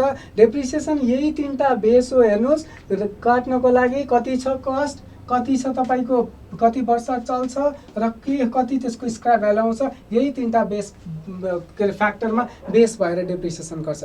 प्र्याक्टिकल्ली हेर्दा डेप्रिसिएसनबाट काटिएको पैसा कहाँ हुन्छ? रिजर्भमा। डेप्रिसिएसनबाट काटेको पैसा हामीले प्र्याक्टिकल्ली हेर्दाखेरि पिएनएल एकाउन्टमा जान्छ। हेर्नुहोस् त्यो पिएनएल एकाउन्टमा गइसके पछाडि खर्च हो त्यो, त्यसलाई प्रफिट अथवा लस बनेर त्यो फेरि केमा जान्छ? रिजर्भमा जान्छ। त्यही भएर अल्टिमेटली डेप्रिसिएसन पुग्ने भनेको चाहिँ रिजर्भमा नै हो। तर डेप्रिसिएसनको रिजर्भमा जान्छ भन्नु मिल्दैन, डाइरेक्टली जाँदैन, इन्डाइरेक्टली चाहिँ थ्रु प्रफिट रिजर्भमा जान्छ। फेस भ्यालु, तपाईँले फेस भ्यालु भन्नुभएको, सायद तपाईँले टर्मिनल भ्यालु भनेको पनि साल्भेज भ्यालु नै हो। तपाईँले फेस भ्यालु भन्नुभएको सायद फेस भ्यालु भन्नुभएको होला। फेस भ्यालु भनेको जति कस्ट अफ एसेट्स अघि मैले भने नि त्यही कस्ट अफ एसेट्सलाई फेस भ्यालु भनिन्छ है। रेसिडुअल भ्यालु भन्नुहोस्, टर्मिनल भ्यालु भन्नुहोस्, स्क्रैप भ्यालु भन्नुहोस्, साल्भेज भ्यालु भन्नुहोस्, अर्को कुनै नाम दिनुहोस्, सबै एउटै हो।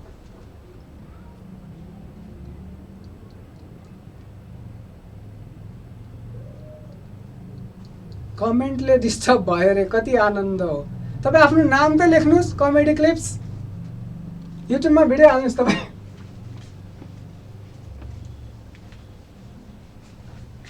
तपाईँहरूको क्वेरीको लागि मैले टाइम छुट्याएको छु, बिचमा पनि क्वेरी लिइरहेको छु, त्यसैले मलाई डिस्टर्ब भयो भने डिस्टर्ब भयो।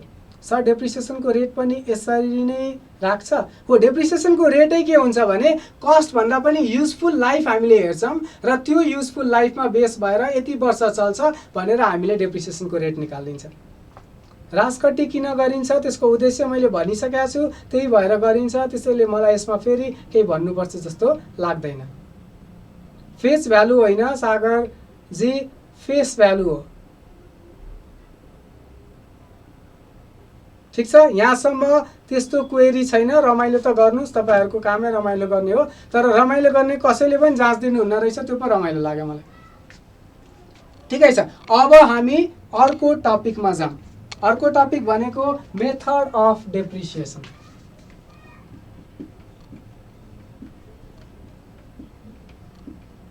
यो टपिक स्टार्ट गर्नुभन्दा अगाडि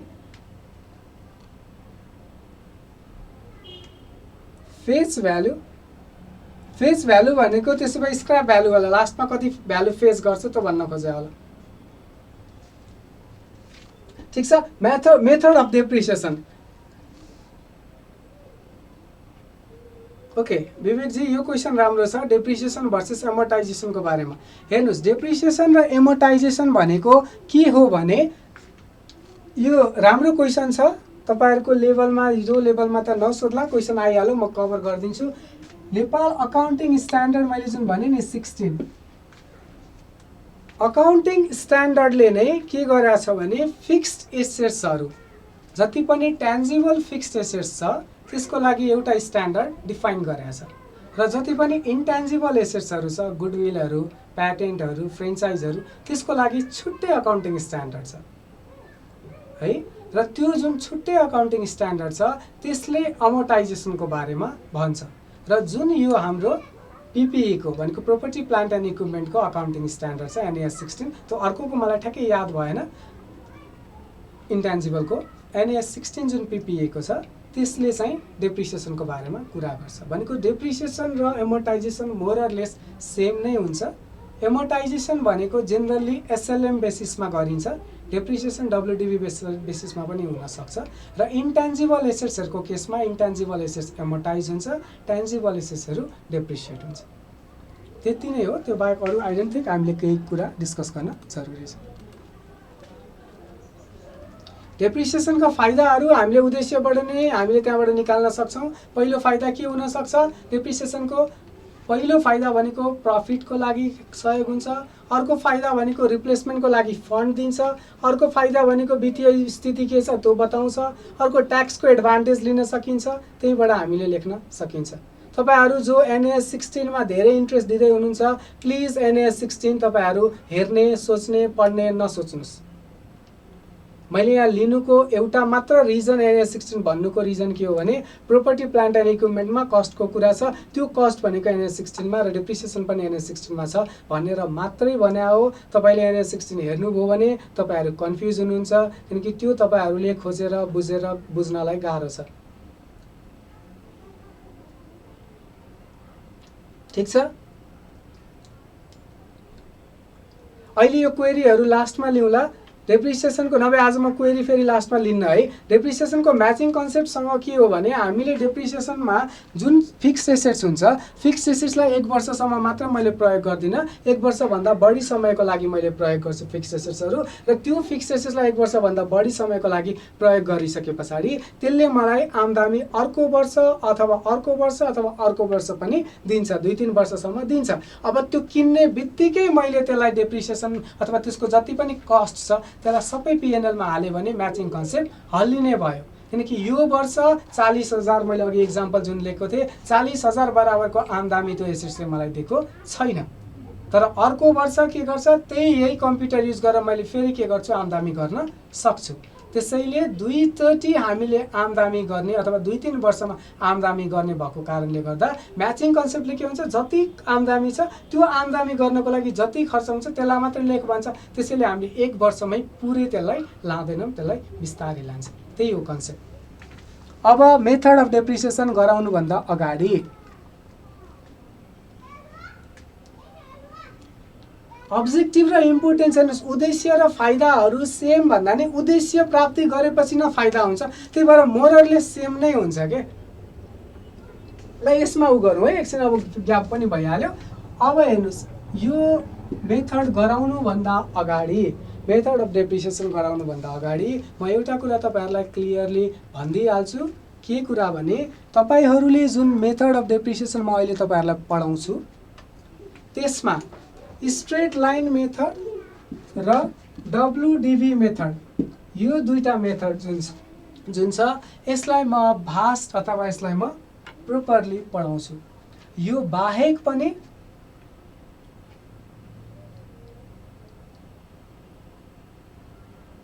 सुशीलाजी मैले NAS 16 अनुसार लेख्नु भने NAS 16 मा कस्ट अफ एसेट्स मा यो कुरा इन्क्लुड हुन्छ भन्ने फ्याक्टलाई लेख्नुस् भने हो त हेर्नुस् त भिडियो त्यही भनेको छु मैले अब SLM र WDV मेथड गरेर के छ हामीसँग दुईटा मेथड छ जसलाई हामी म विस्तृतमा एडभान्टेजेस डिसएडभान्टेजेस यसमा कसरी क्याल्कुलेट गरिन्छ के हुन्छ यता उता भनेर पढाउँछु तर के हुने भो यो दुईटा बाहेक पनि के छ अरु पनि मेथड अफ डेप्रिसिएसन छ सायद मलाई लाग्छ मैले यो बाहेक अरु मेथड अफ डेप्रिसिएसन छ कि छैन भन्ने कुराहरु मेसेज पनि मलाई आएको थियो टेलिग्राममा र सायद पर्सनल फेसबुकमा पनि आएको होला मैले डेप्रिसिएसनको क्लास लिँदाखेरि गर्छु भनेको थिएँ यो बाहेक अरु पनि मेथडहरु छ जुन हामी यहाँ कभर गर्छौं तर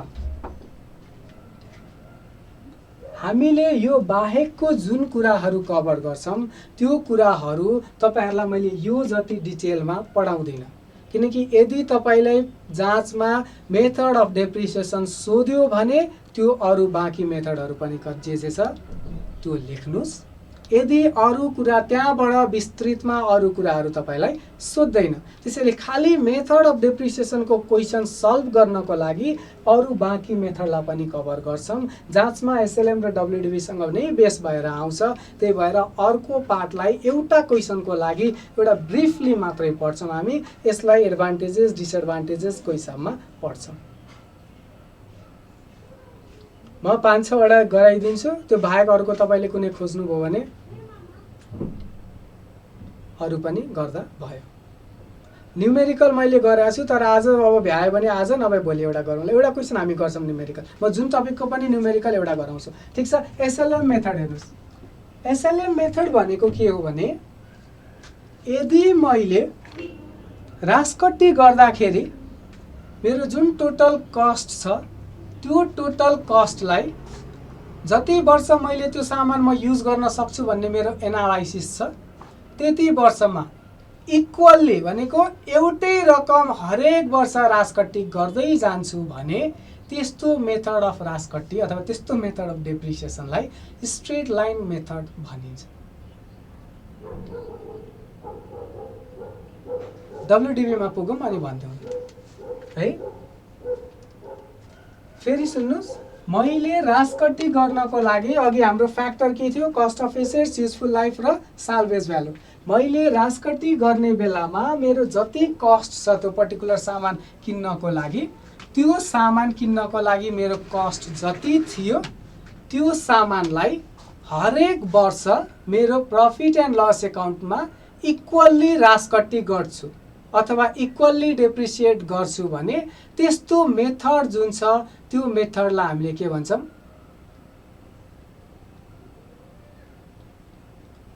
straight line method of depreciation भनिन्छ। यो मेथडको फाइदा पनि छ र यो मेथडको घाटा पनि छ। यसको फाइदा के हो भने, त्यो फाइदामा अहिले नजाउँ, सुरुमा यसको कन्सेप्ट बुझौँ। ठीक छ। यो मेथडले के कुरा भन्छ भने, यसले के एज्युम गर्छ भने मैले एउटा सामान प्रयोग गरे भने यो वर्ष मलाई जति आम्दानी दिन्छ त्यो सामानले अर्को वर्ष पनि त्यति नै आम्दानी दिन्छ भन्ने यसले एज्युम गर्छ, जुन प्र्याक्टिकल्ली सही होइन। किन सही होइन? किनभने मैले एउटा सामान किने, त्यो सामान सुरुमा मलाई अलि बढी त्यसले आम्दानी देला, पछि बिग्रिँदै गएपछि के हुन्छ? आम्दानी कम हुँदै जान्छ। त्यसैले यसको एजम्पसन नै गलत छ, तर यो सानोतिनो संस्थाहरू जुन छ त्यसमा चाहिँ प्रभावकारी हुन जान्छ। किनभने त्यहाँनेरि त्यति धेरै क्वालिफाइड मान्छे पनि हुँदैनन्, काट्नलाई सजिलो मेथड छ, त्यही भएर यो सजिलो हुन्छ।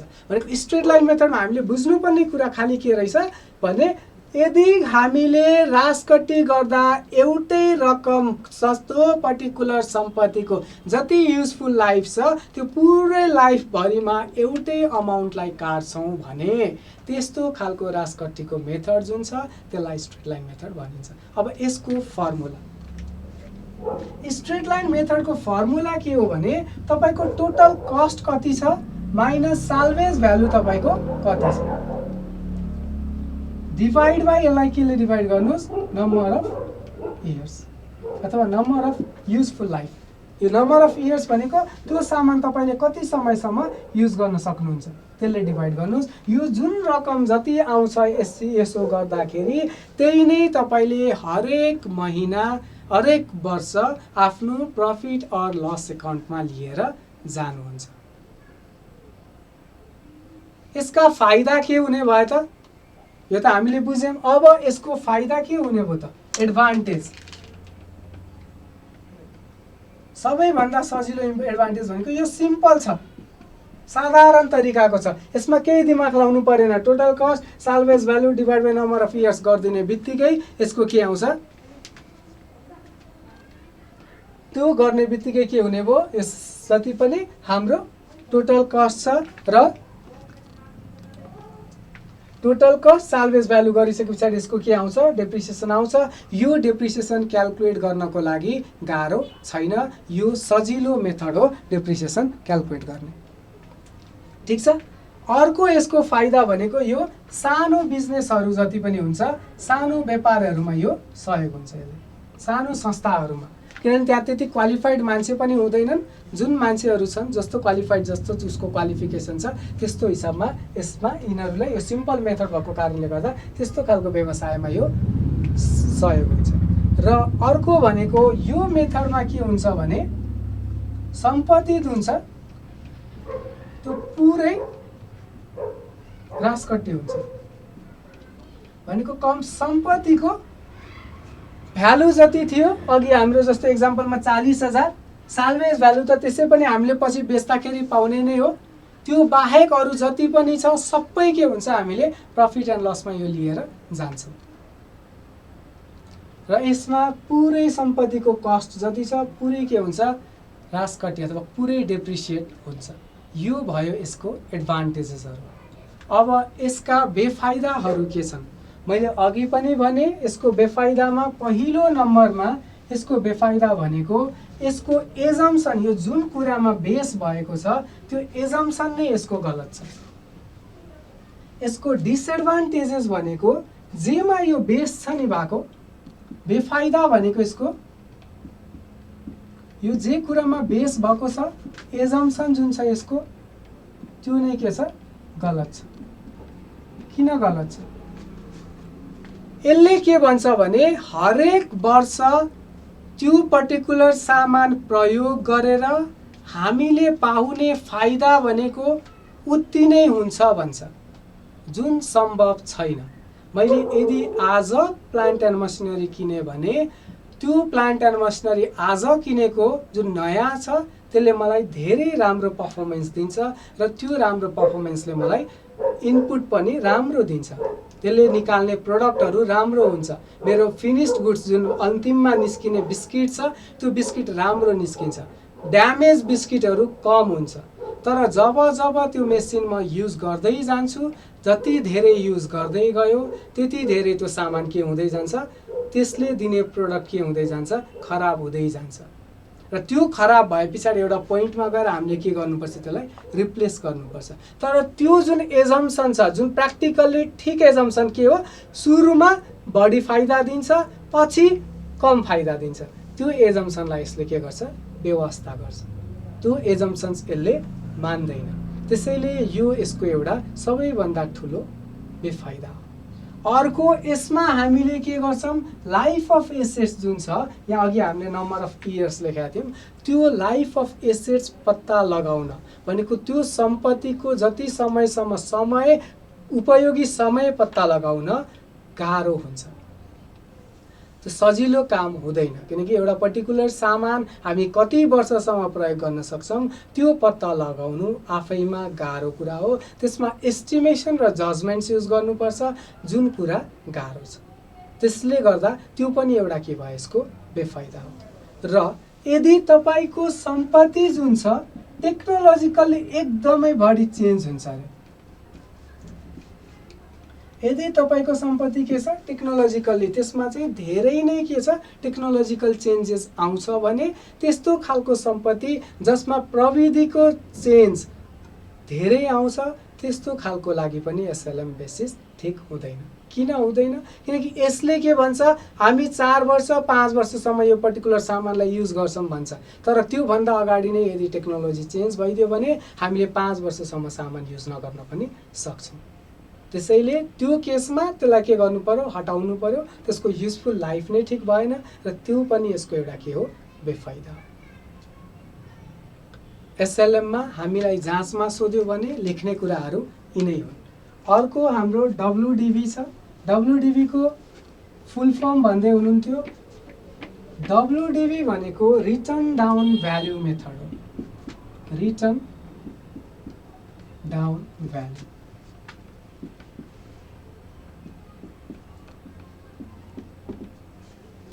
यो मेथड अफ डेप्रिसिएसनले के भन्छ भने कुनै पनि सम्पत्ति सुरुमा धेरै इफिसिएन्टली काम गर्छ र बिस्तारै समय त्यसलाई प्रयोग गर्दै गए पछाडि त्यसले दिने फाइदाहरू कम हुँदै जान्छ भन्छ। भनेको यसको चाहिँ के छ, एजम्सन जुन छ त्यो ठिक छ। यसमा हामीले डेप्रिसिएसन चार्ज गर्दाखेरि सुरुको वर्षमा यसको डेप्रिसिएसन बढी हुन्छ र जब जब वर्ष बढ्दै जान्छ त्यति के हुन्छ, यसको डेप्रिसिएसन कम हुन्छ। मैले तपाईलाई डब्ल्युडिबी मेथडमा एउटा भन्नुपर्ने कुरा जुन तपाईहरु ध्यान दिनुस् के हो भने, जेनरली के भनिन्छ भने तपाईको कुनै पनि सम्पत्ति किनिसके पछाडि डेप्रिसिएसन अथवा रासकट्टी गर्दाखेरि यसरी गर्नुस् कि रासकट्टीको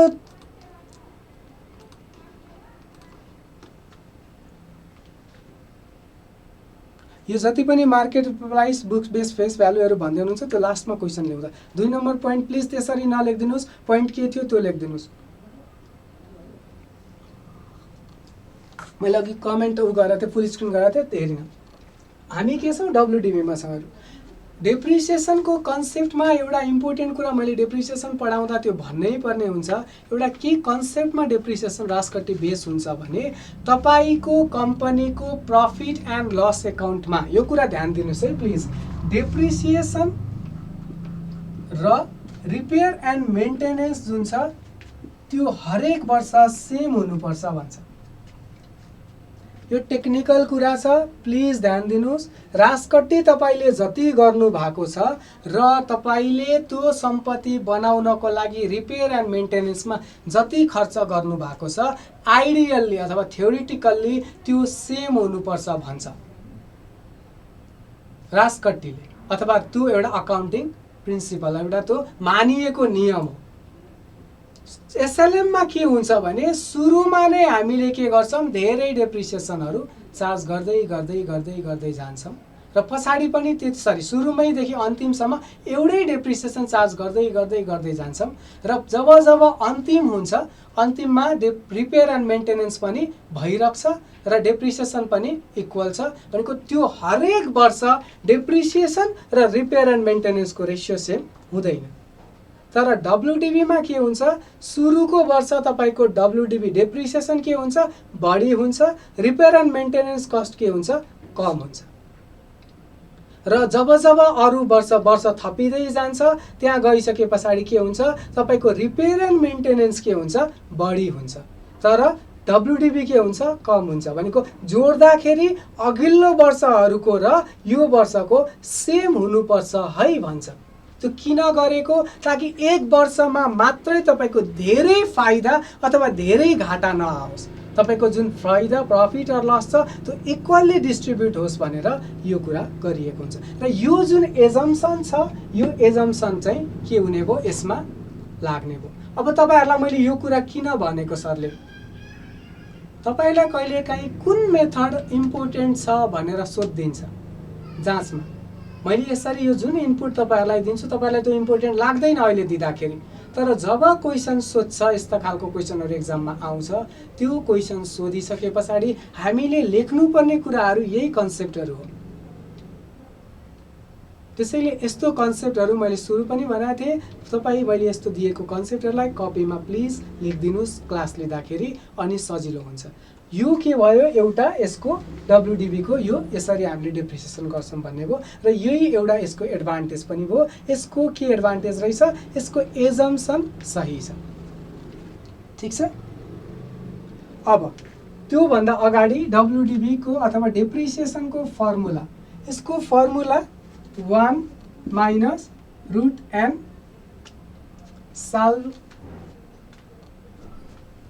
साल्वेज भ्यालु बाई कस्ट। अब यो फर्मुला कसरी आयो चाहिँ प्लिज म्याथ्समा यदि म एकदमै राम्रो, म एसएलसी सम्म त राम्रै थिएँ, यदि धेरै राम्रो हुन्थ्यो भने सायद यो फर्मुला कसरी आयो मलाई थाहा हुन्थ्यो होला। यो फर्मुलाको डेरिभेसन चाहिँ मलाई पनि आउँदैन, त्यही भएर यो फर्मुला चाहिँ प्लिज तपाईहरु रटिदिनुस्। लास्टमा अब क्वेरी ल्याउला। यसको अब एडभान्टेजेसमा जाम।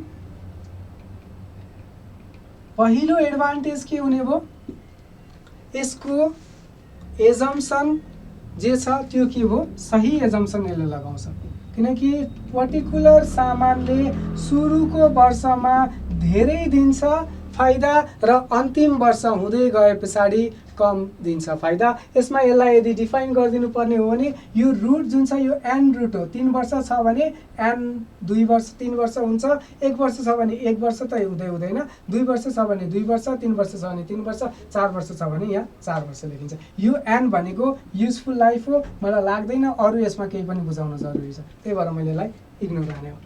करेक्ट एजम्पसन एउटा यसको एडभान्टेज हो। अर्को यसको एडभान्टेज के हो त भन्दाखेरि यो मेथडलाई चाहिँ ट्याक्सले सँगसँगै कम्पनी एक्टले अथवा भनौँ स्ट्याट्युटरीली यो एक्सेप्टेड एजम्पसन हो।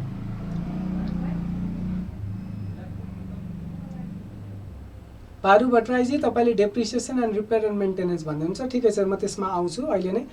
डेप्रिसिएसन र रिपेयर मेन्टेनेन्स एकअर्कासँग रिलेटेड हुन्छ भनिन्छ के भने तपाईँको पहिलो वर्ष जुन छ त्यो पहिलो वर्षमा डेप्रिसिएसन बढी हुन्छ र रिपेयर मेन्टेनेन्स कम हुन्छ त्यो एसेट्सको लागि, र जब वर्ष बित्दै जान्छ डेप्रिसिएसन कम हुन्छ र रिपेयर मेन्टेनेन्स बढी हुन्छ र अघिल्लो वर्षको डेप्रिसिएसन र रिपेयर मेन्टेनेन्सको सम र अन्तिम वर्षको डेप्रिसिएसन र रिपेयर मेन्टेनेन्सको सम चाहिँ सेम हुनुपर्छ भनेर एउटा भनिन्छ। र यो त्यो एसएलएम बेसिसमा चाहिँ त्यो कन्सेप्ट होल्ड गर्दैन थियो, त्यो कन्सेप्ट पुरा हुँदैन थियो, किनभने एसएलएममा डेप्रिसिएसन सधैँ सेम हुन्थ्यो। पहिलो वर्षमा रिपेयर मेन्टेनेन्स नहुँदा पनि सेम, अन्तिम वर्षमा रिपेयर मेन्टेनेन्स हुँदा पनि सेम हुन्थ्यो। तर डब्लुडिबीमा सुरुमा रिपेयर मेन्टेनेन्स हुँदैन, डेप्रिसिएसन बढी, वर्ष बित्दै गए पछाडि डेप्रिसिएसन कम, रिपेयर मेन्टेनेन्स बढी, भनेको टोटालिटीमा सेम हुन्छ भन्नु खोजेको।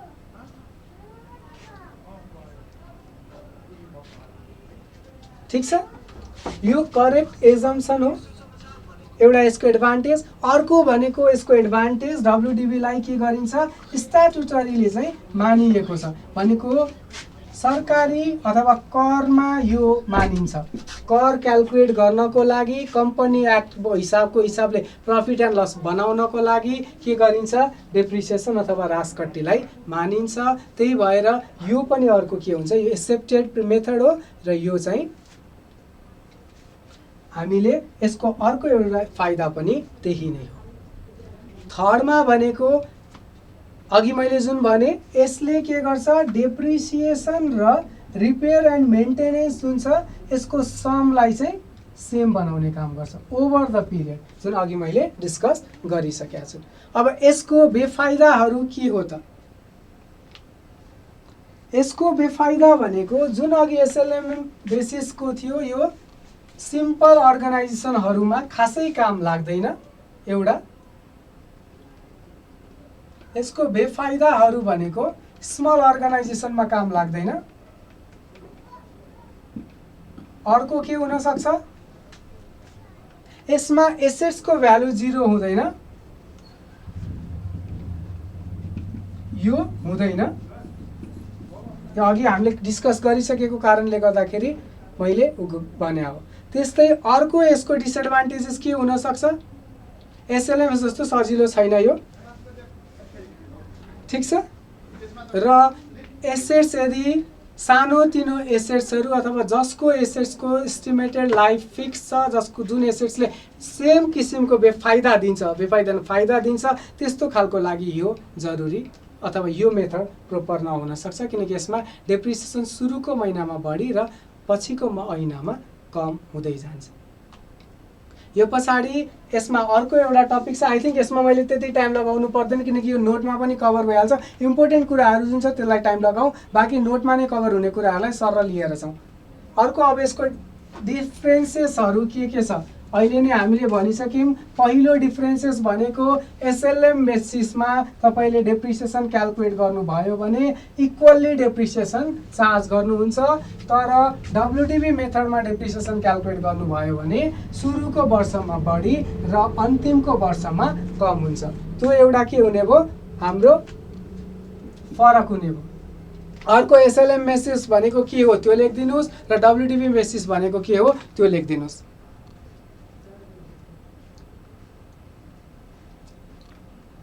अर्को के हुन सक्छ यसमा एसएलएम बेसिसमा पुरै एसेट्स जान्छ डेप्रिसिएट भएर, डब्लुडिबी बेसिसमा पुरै एसेट्स डेप्रिसिएट भएर जाँदैन।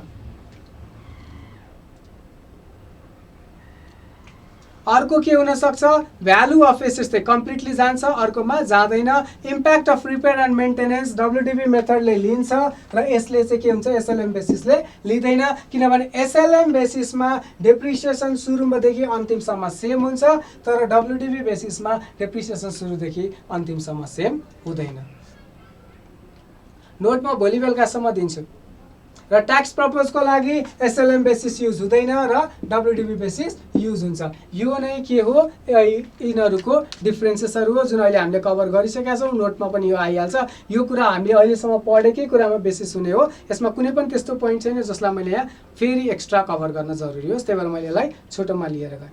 अब अर्को एकजना साथी अघिदेखि अगाडि बढिहाल्नु भएको थियो, sum of year digit method भन्ने। अब हेर्नुहोस्, हामी के गरौँ भने जम्मा दुईवटा यो जुन मेथड छ, यो दुईवटा मेथडलाई एडभान्टेजेस डिसएडभान्टेजेसहरू सबै हिसाबले लिएर जाउँ र त्यस बाहेकको अरू केही मेथडहरू छ। मेथड अफ डेप्रिसिएसन धेरै हुनसक्छ, हामीलाई 10 मार्क्सको क्वेसन सोध्ने हो, यो दुईवटा लेखेर अरू 3-4वटा गरौँ, त्यसले हामीलाई कभर गर्छ।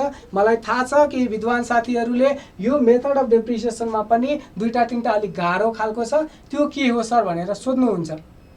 म नाम लिएर त्यो भनेको यो हो भनेर यसलाई खतम गर्छु। डब्लुडिबीमा डेप्रिसिएसनमै repair and maintenance cost add हुन्छ सर। तपाईँहरूले सायद डेप्रिसिएसन र यो बुझ्नु भएन जस्तो छ। यहाँ हेर्नुहोस्, एसएलएम इयर 1 इयर 2 यो इम्पोर्टेन्ट हो। मलाई यो किन मैले कभर गरेको हो भने यो क्वेसन डेप्रिसिएसनमा सोध्न सक्छ 10 मार्क्समा नै, त्यही भएर अर्को एउटा क्वेसनमा थपेर सोधिदिन सक्छ। यसलाई त्यही भएर ध्यान दिनुहोस्। अहिलेसम्म सोधे पनि छैन सायद, त्यही भएर यो इम्पोर्टेन्ट हुनसक्छ। सोधेकै क्वेसन सधैँ सोध्दैन, त्यही भएर प्लिज मान्नुहोस् 40,000 को डेप्रिसिएसन छ। यो पनि के छ, 40,000 छ। एसएलएममा यहाँ पनि के हुने भयो, 40,000, यहाँ पनि के हुने भयो, 40,000 हुने भयो। अब रिपेयर एन्ड मेन्टेनेन्स, यो पहिलो वर्ष 1 रुपियाँ पनि खर्च भएन रिपेयर मेन्टेनेन्समा। कोड क्लियर नभएको हो। दोस्रो वर्षमा पनि मान्नुहोस्, दोस्रो वर्षमा मान्नुहोस् 2,000 मात्रै खर्च भयो अरे। तेस्रो वर्षदेखि अलिकति के हुन थाल्यो, बढी खर्च हुन थाल्यो। यहाँ के हुन थाल्यो, 15,000 खर्च भयो अरे। यसको टोटल मैले पिएनएलमा पहिलो वर्षमा कति देखाएँ, 40,000। यसमा कति देखाएँ, 42,000। यसमा कति देखाएँ, 50,000 र यसमा कति देखाएँ, 55,000, अथवा यसलाई 25 गरिदिउँ, 65,000 देखाएँ। ठिक छ। यो के छ, सेम छ छैन, र यसमा के छ, हरेक वर्षको डेप्रिसिएसन सँगसँगै यो सेम भएको कारणले गर्दा यो के भयो, डिफ्रेन्ट भयो। तर डब्लुडिबीले चाहिँ के भन्छ भने यदि यही एक्जाम्पल मैले डब्लुडिबीमा लिन्छु भने, कस्तो कुनै पनि ल्याइदिनु, डब्लुडिबीमा यदि हामीले यही एक्जाम्पल लिन्छौँ भने पहिलो वर्षमा कति हुने भयो, 40,000 हुने भयो। अर्को वर्षमा मान्नुहोस् कति हुने भयो, 36,000 भयो अरे। अर्को वर्षमा मान्नुहोस् 30,000 भयो अरे, र अर्को वर्षमा मान्नुहोस् 25,000 भयो अरे, किनकि यो त घट्दै जान्छ। अब डेप्रिसिएसन त त्यो भयो, रिपेयर एन्ड मेन्टेनेन्स कति हुने भयो, पहिलो वर्षमा भएन, दोस्रो वर्षमा 4,000 भयो अरे, तेस्रो वर्षमा बढ्छ यो, मान्नुहोस् 25,000 भयो। ठिक छ। यो कति हुने भयो, 50,000। यो कति हुने भयो, यो कति हुने भयो,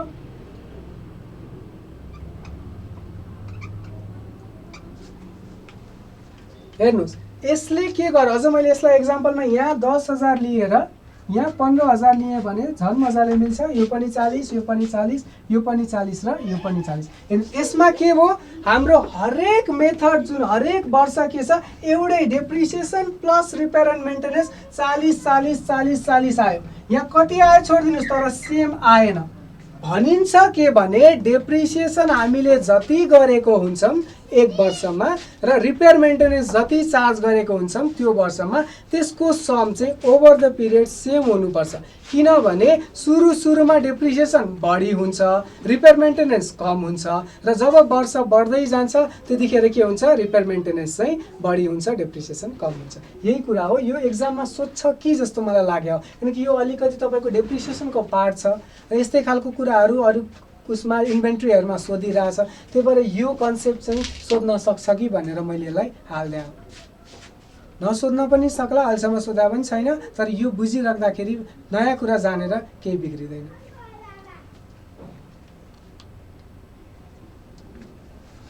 ठिक छ, अब अरू मेथड जाउँ। आशा गर्छु यो कुरा मैले मेरो नोटमा हालेको छैन, एक्जाम्पल तपाईँहरूले अहिले बुझ्नु नै भयो होला।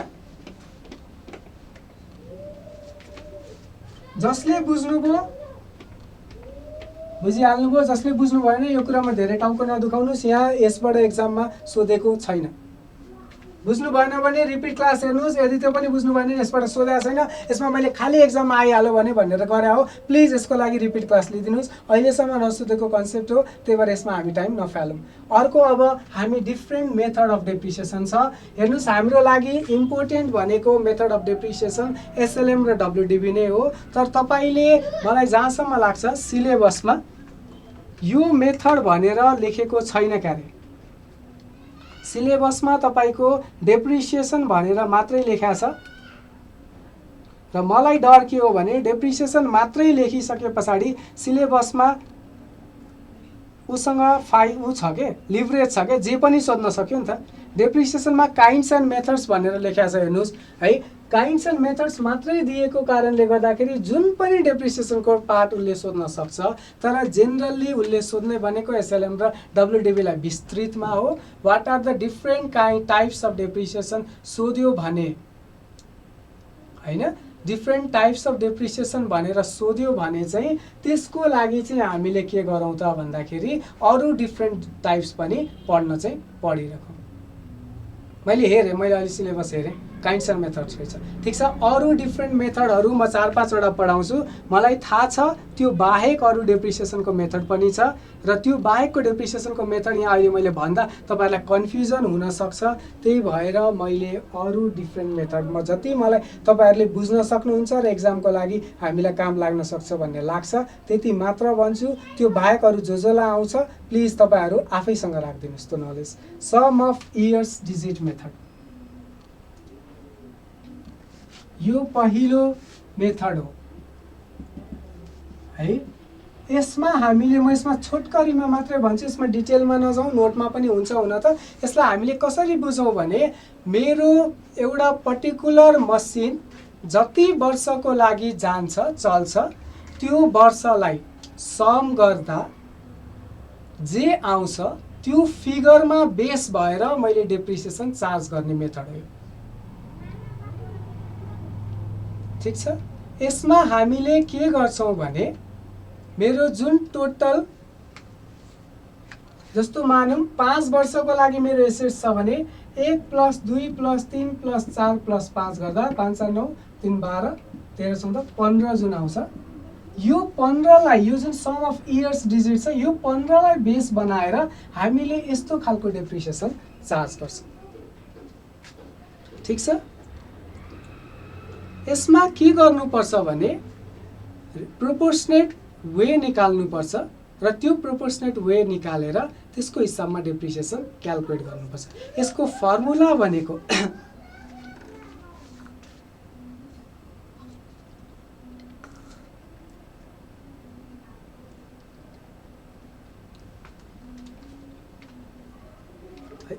यसको फर्मुला के हुन्छ भने तपाईको ओरिजिनल कस्ट जुन छ माइनस स्क्रैप भ्यालु नै गर्नुस्।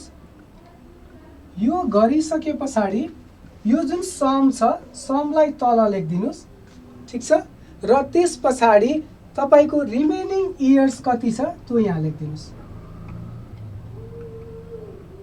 जस्तो 5 वर्षको लागि गर्दा पहिलो वर्ष के लेख्नु हुने भयो तपाईले, मान्नुस् अघिको केस जस्तै 40,000 छ रे, 10,000 मेरो स्क्रैप भ्यालु थियो भने 55 सम मेरो कति आएको छ 15 आएको छ सम, र यहाँ नम्बर अफ इयर्स कति छ 5। अब मेरो यो अरु कति वर्ष मैले युज गर्न सक्छु होला 1 2 3 4 5, त्यसैले यहाँ नेरि के गर्नु पर्यो 5 लेख्नु पर्यो। यसबाट जे डेप्रिसिएसन आउँछ त्यही डेप्रिसिएसन हामीले बुक्समा एक्सपेन्सको रूपमा चार्ज गर्नुपर्छ। र यसलाई WDB मेथडकै एउटा पार्ट भनेर पनि भनिन्छ, किनकि यसमा पनि सेम डेप्रिसिएसन चार्ज हुँदैन, डिफ्रेन्ट डेप्रिसिएसन चार्ज हुन्छ र डिमिनिसिङ भ्यालुमा नै जान्छ, त्यसैले यसलाई पनि WDB को पार्ट भनेर भनिन्छ। Remaining value multiplied by original cost divided by SYD। मैले यहाँ लेखेको छु, तपाईँको कुरालाई मैले लेखे पछाडि इन्टरप्रेट गर्न सक्छु। ठिक छ, यो भयो हाम्रो पहिलो sum of years digit method. मैले यो बाहेक अरू म खासै यसमा म जान्न। मैले नजानुको रिजन के हो भने यो टपिक जुन छ यसको एडभान्टेजेस डिसएडभान्टेजेस तपाईँहरूलाई सोध्दैन, नसोध्ला। SLM WDB नै बढी इम्पोर्टेन्ट हो। हामीले अहिलेसम्म पनि SLM WDB नै युज गरिरहेछौँ, तर यो पार्टहरू सोधिहाल्यो भने काइन्ड्समा सोध्छ, टाइप्समा सोध्छ, त्यही भएर यो पार्टलाई हामीले इन्क्लुड गर्दै हौँ। अब सेकेन्डमा भनेको एन्युटी मेथड छ। मैले यहाँ नोटमा लेखेको चाहिँ, तर एन्युटी मेथड नगरौँ, तपाईँहरू कन्फ्युज हुनुहुन्छ। सुरुमा मसिन आवर नोट गरौँ। मसिन आवर यो सजिलो छ। यो चाहिँ के हुन्छ भने जति पनि म्यानुफ्याक्चरिङ कन्सर्नहरू छ त्यो म्यानुफ्याक्चरिङ कन्सर्नहरूमा machine hour method generally use गरिन्छ। यसमा डेप्रिसिएसन के हुन्छ भने हामीले पुरै हाम्रो मसिन जुन छ त्यो मसिन कति घन्टासम्म चल्छ ओभर द लाइफ त्यो कुरा आइडेन्टिफाई गर्छौँ र त्यो यो वर्षमा कति घन्टा चल्यो त्यो आइडेन्टिफाई गर्छौँ र त्यस पछाडि त्यसमा बेस भएर ओरिजिनल कस्टलाई राखेर डेप्रिसिएसन चार्ज गरिन्छ। यो जेनरली म्यानुफ्याक्चरिङ कन्सर्नमा युज हुन्छ। यसको मेथड अफ डेप्रिसिएसन भनेको अगाडि हामीले लाइफ अफ एसेट्सको हिसाबमा गरिरहेको थियौँ एसएलएममा, यसमा लाइफ अफ एसेट्सको हिसाबमा नगरेर त्यो मसिन त्यो एसेट्सको कति घन्टा चल्छ त्यो मसिन आवरको बेसिसमा डेप्रिसिएसन चार्ज गरिन्छ। बाँकी अरू सबै कुरा सेम नै हो। यसमा सेम डेप्रिसिएसन हुँदैन किनकि यो वर्ष त्यो मसिन जति घन्टा चल्यो अर्को वर्ष त्यति नै घन्टा नचल्न सक्छ। किन नचल्न सक्छ? किनभने अर्को वर्ष त्यो मसिन खराब हुन सक्छ, वेयर एन्ड टियर आउन सक्छ, यो वर्ष जति इफिसियन्टली काम नगर्न सक्छ, बिस्तारै त्यसको मसिन आवर जति चल्ने मसिन आवर छ त्यो कम हुन्छ। यसमा के हुन्छ भने यस्तो खालको मेथड चाहिँ यदि तपाईँको मसिन जुन मसिन छ त्यो मसिन यति घन्टासम्म चलाउन सकिन्छ, यति घन्टा चल्यो भनेर तपाईँको त्यो स्क्रिनमा डिस्प्ले हुन्छ, त्यसको इन्फर्मेसन तपाईँ निकाल्न सक्नुहुन्छ भने यो मेथड युज गरिन्छ, गर्ने हो नभए गरिँदैन। अर्को छ तपाईको युनिट प्रोडक्सन मेथड।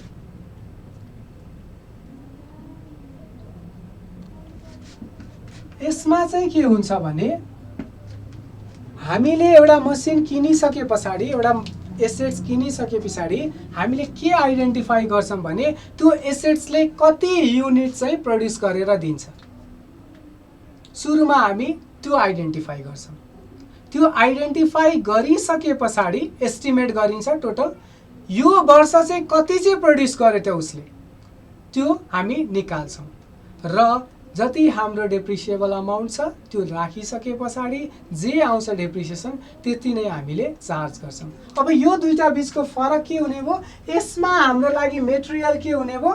मसिनको आवर्स हुने भयो र यसमा के हुने भयो? युनिट्स प्रोड्युस्ड हुने भयो। ठीक छ। यसको एडभान्टेजेस डिसएडभान्टेजेसहरुमा अहिले नजाउँ, मलाई लाग्दैन एक्जाममा यो त्यो लेभलमा सोध्छ। Kinds of depreciation, types of depreciation भनेर सोध्ला भनेर मात्र मैले यो पार्ट कभर गरे हो।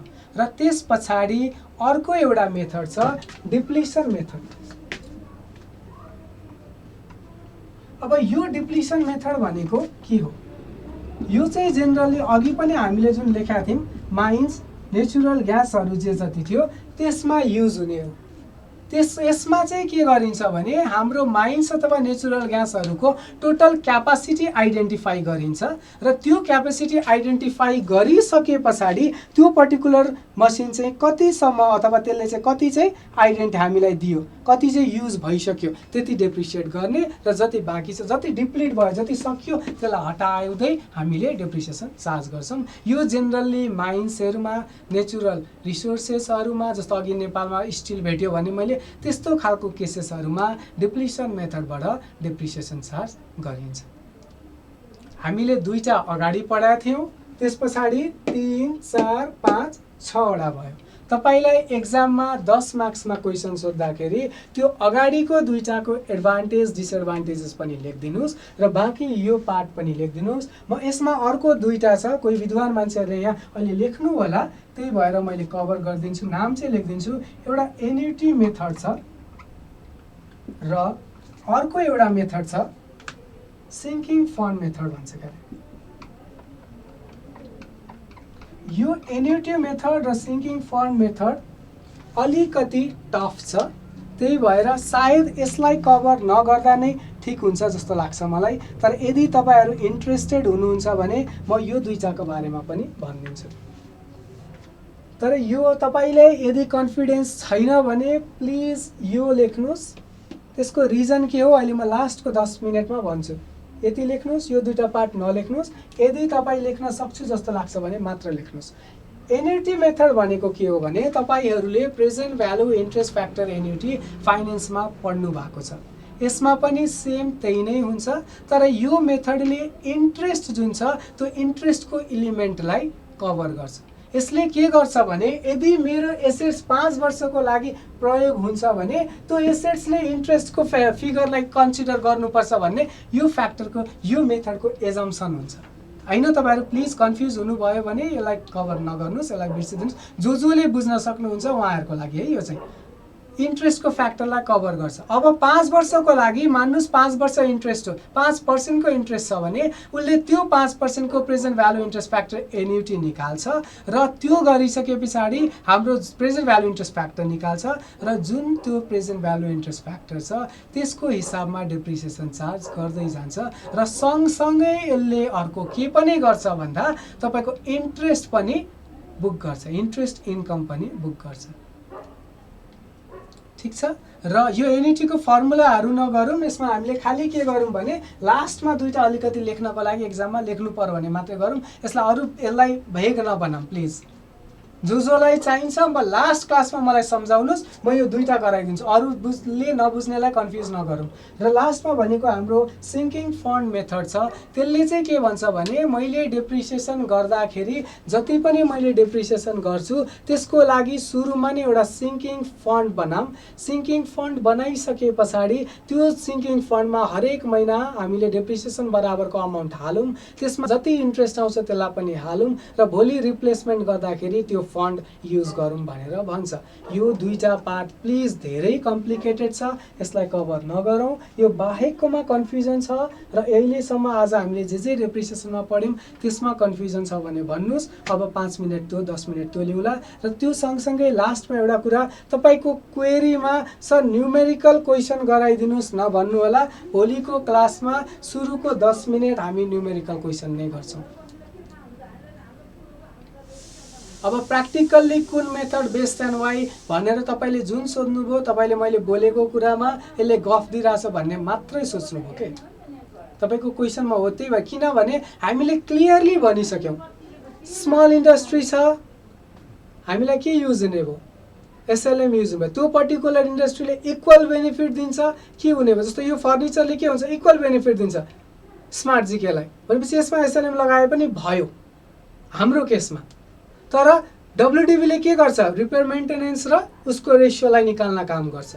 त्यस्तै उसको एजम्पसन के छ, ठीक छ सुरुमा बढी डेप्रिसिएसन हुन्छ, त्यस पछाडी बिस्तारै के हुन्छ कम हुँदै जान्छ। त्यो एजम्पसन्सहरु उसको ठीक छ किनकि त्यसले सुरुमा बढी बेनिफिट दिन्छ पछि कम हुँदै जान्छ। त्यस्तै कुराहरु जुन अहिले हामीले यहाँ डिस्कसन गर्यौं त्यही नै लेख्ने हो।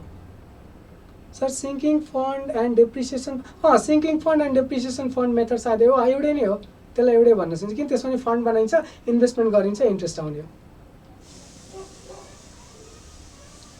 रिटर्न डाउन नै बेस्ट भन्ने हेर्नुहोस् कस्तो हुन्छ नि, म यदि सानो संस्थामा छु भने र मलाई कसैले रिटर्न डाउन बेस्ट हो भन्यो र मेरो जति पनि एसेट्सहरू छ त्यसले मलाई इक्वल नै खालको बेनिफिट दिन्छ भने रिटर्न डाउन बेस्ट भएन। किनकि इक्वल बेनिफिट दिन्छ किन रिटर्न डाउन गर्ने। तर यदि ठुलो संस्था छ भने त्यो केसमा रिटर्न डाउन बेस्ट भयो। जस्तो ब्याङ्किङको लागि रिटर्न डाउन बेस्ट हुनसक्छ, किनकि सुरुमा उसको एसेट्सले उसको सफ्टवेयरहरूले बढी बेनिफिट, सफ्टवेयरले त इक्वलै दिने हो, इन्ट्रेस्टहरूले उसले बढी बेनिफिट देला, एसेट्सहरूले अरूले नदेला, पछि नदेला।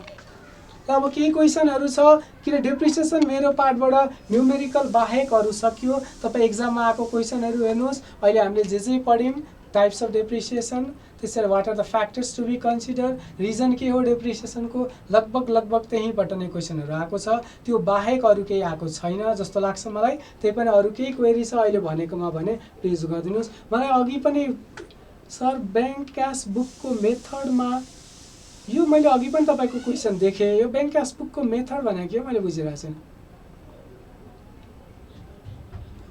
काइन्ड्समा हामीले टाइप्स लेख्दा हुन्छ, प्रकारहरू।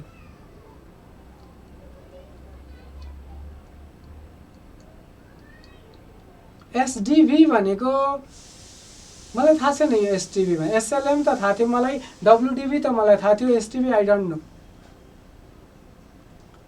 ग्रुप डेप्रिसिएसन मेथडको पनि भनिदिनु न सर। ग्रुप डेप्रिसिएसन जुन तपाईँ भन्दै हुनुहुन्छ नि सङ्गमजी, त्यो भनेको ट्याक्समा लाग्छ, त्यसको छुट्टै कन्सेप्ट छ। यदि ट्याक्सको पार्टको पनि जरुरी रहेछ भने हामी गरौँला। टाइप्स के हो त सर? टाइप्स भनेकै एसएलएम डब्लुडिभी यिनीहरू नै हो, र काइन्ड्स टाइप्स लगभग उस्तै नै हो। एकपटक आएको छ सर यो क्वेसन, ब्याङ्क क्यास बुकको मेथड भनेर। ब्याङ्क क्यास बुकको मेथड म हेरौँला है त, यो चाहिँ मलाई पनि अलि ठ्याक्कै, किन मैले केही भनौँला कतिजनाले हेरिराख्नु भएको छ होइन, त्यहाँनिर अलिकति के हुन्छ भने गलत इन्फर्मेसन दिन मिल्दैन, नआएको कुरा आउँदैन भन्नलाई मलाई लाज लाग्दैन।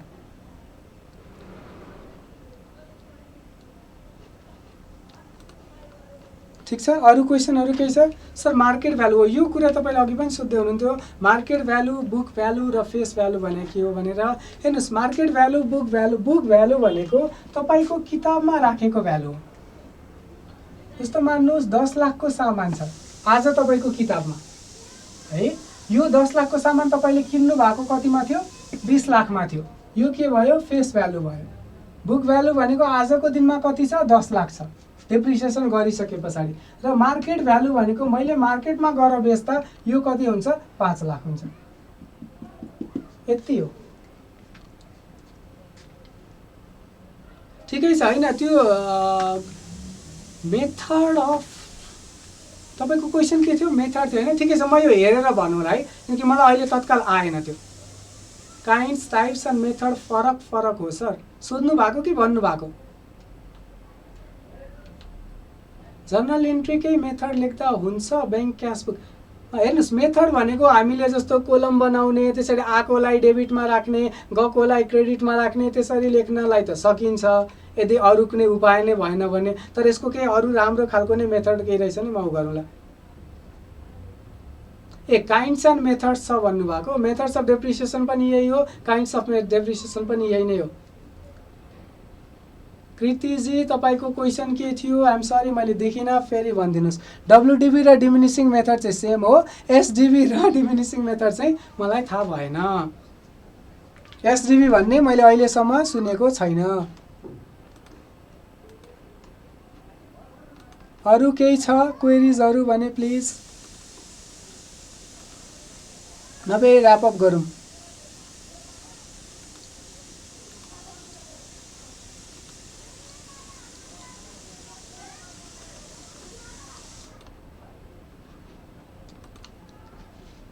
डेप्रिसिएसन विधि लेख्दा कुन विधि महत्त्वपूर्ण छ लेख्नुहोस्।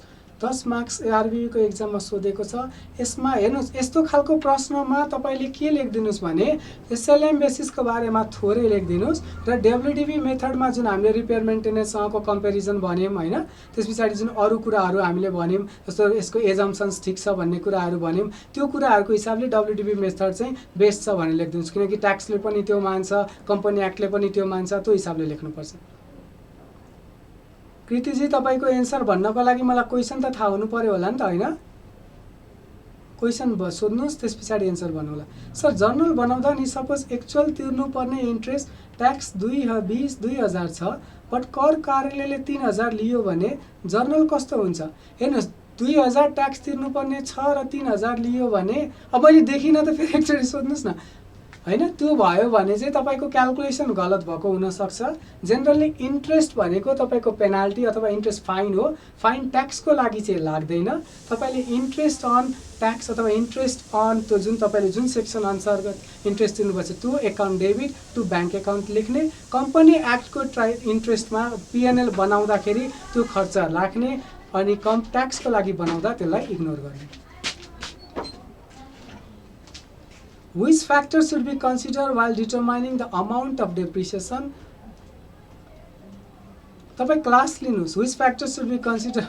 मैले फ्याक्टर्स फर डिटर्माइनिङ डेप्रिसिएसन त्यत्रोचोटि त्यहाँ भनिसकेँ। कस्ट फ्याक्टर, त्यस पछाडि साल्वेज भ्यालु, त्यस पछाडि अर्को युजफुल लाइफ, त्यही नै हो लेख्नुपर्ने। अरू केही छ क्वेसनहरू? छैन भने please let's rap it up.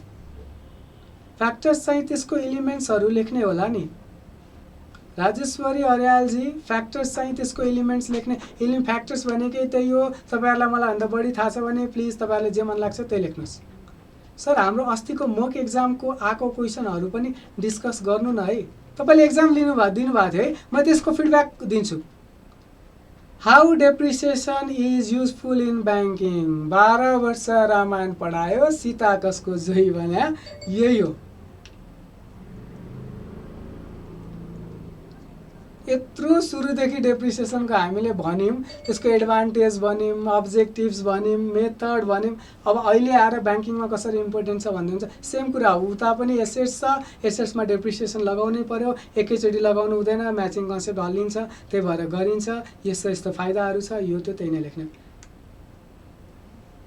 एकजना साथीले डेप्रिसिएसन कहिले पनि बुझ्दिनँ भन्दै हुनुहुन्थ्यो। म आशा गर्छु तपाईँले थ्योरिटिकल पार्ट बुझ्नुभयो होला। अर्को प्र्याक्टिकल पार्टको लागि भोलि क्वेसन गरौँला। आई थिङ्क आजको क्वेरीहरू जे जति छ यति नै होला। अब आजलाई हाम्रो क्लास यहीँ ऱ्याप अप गरौँ।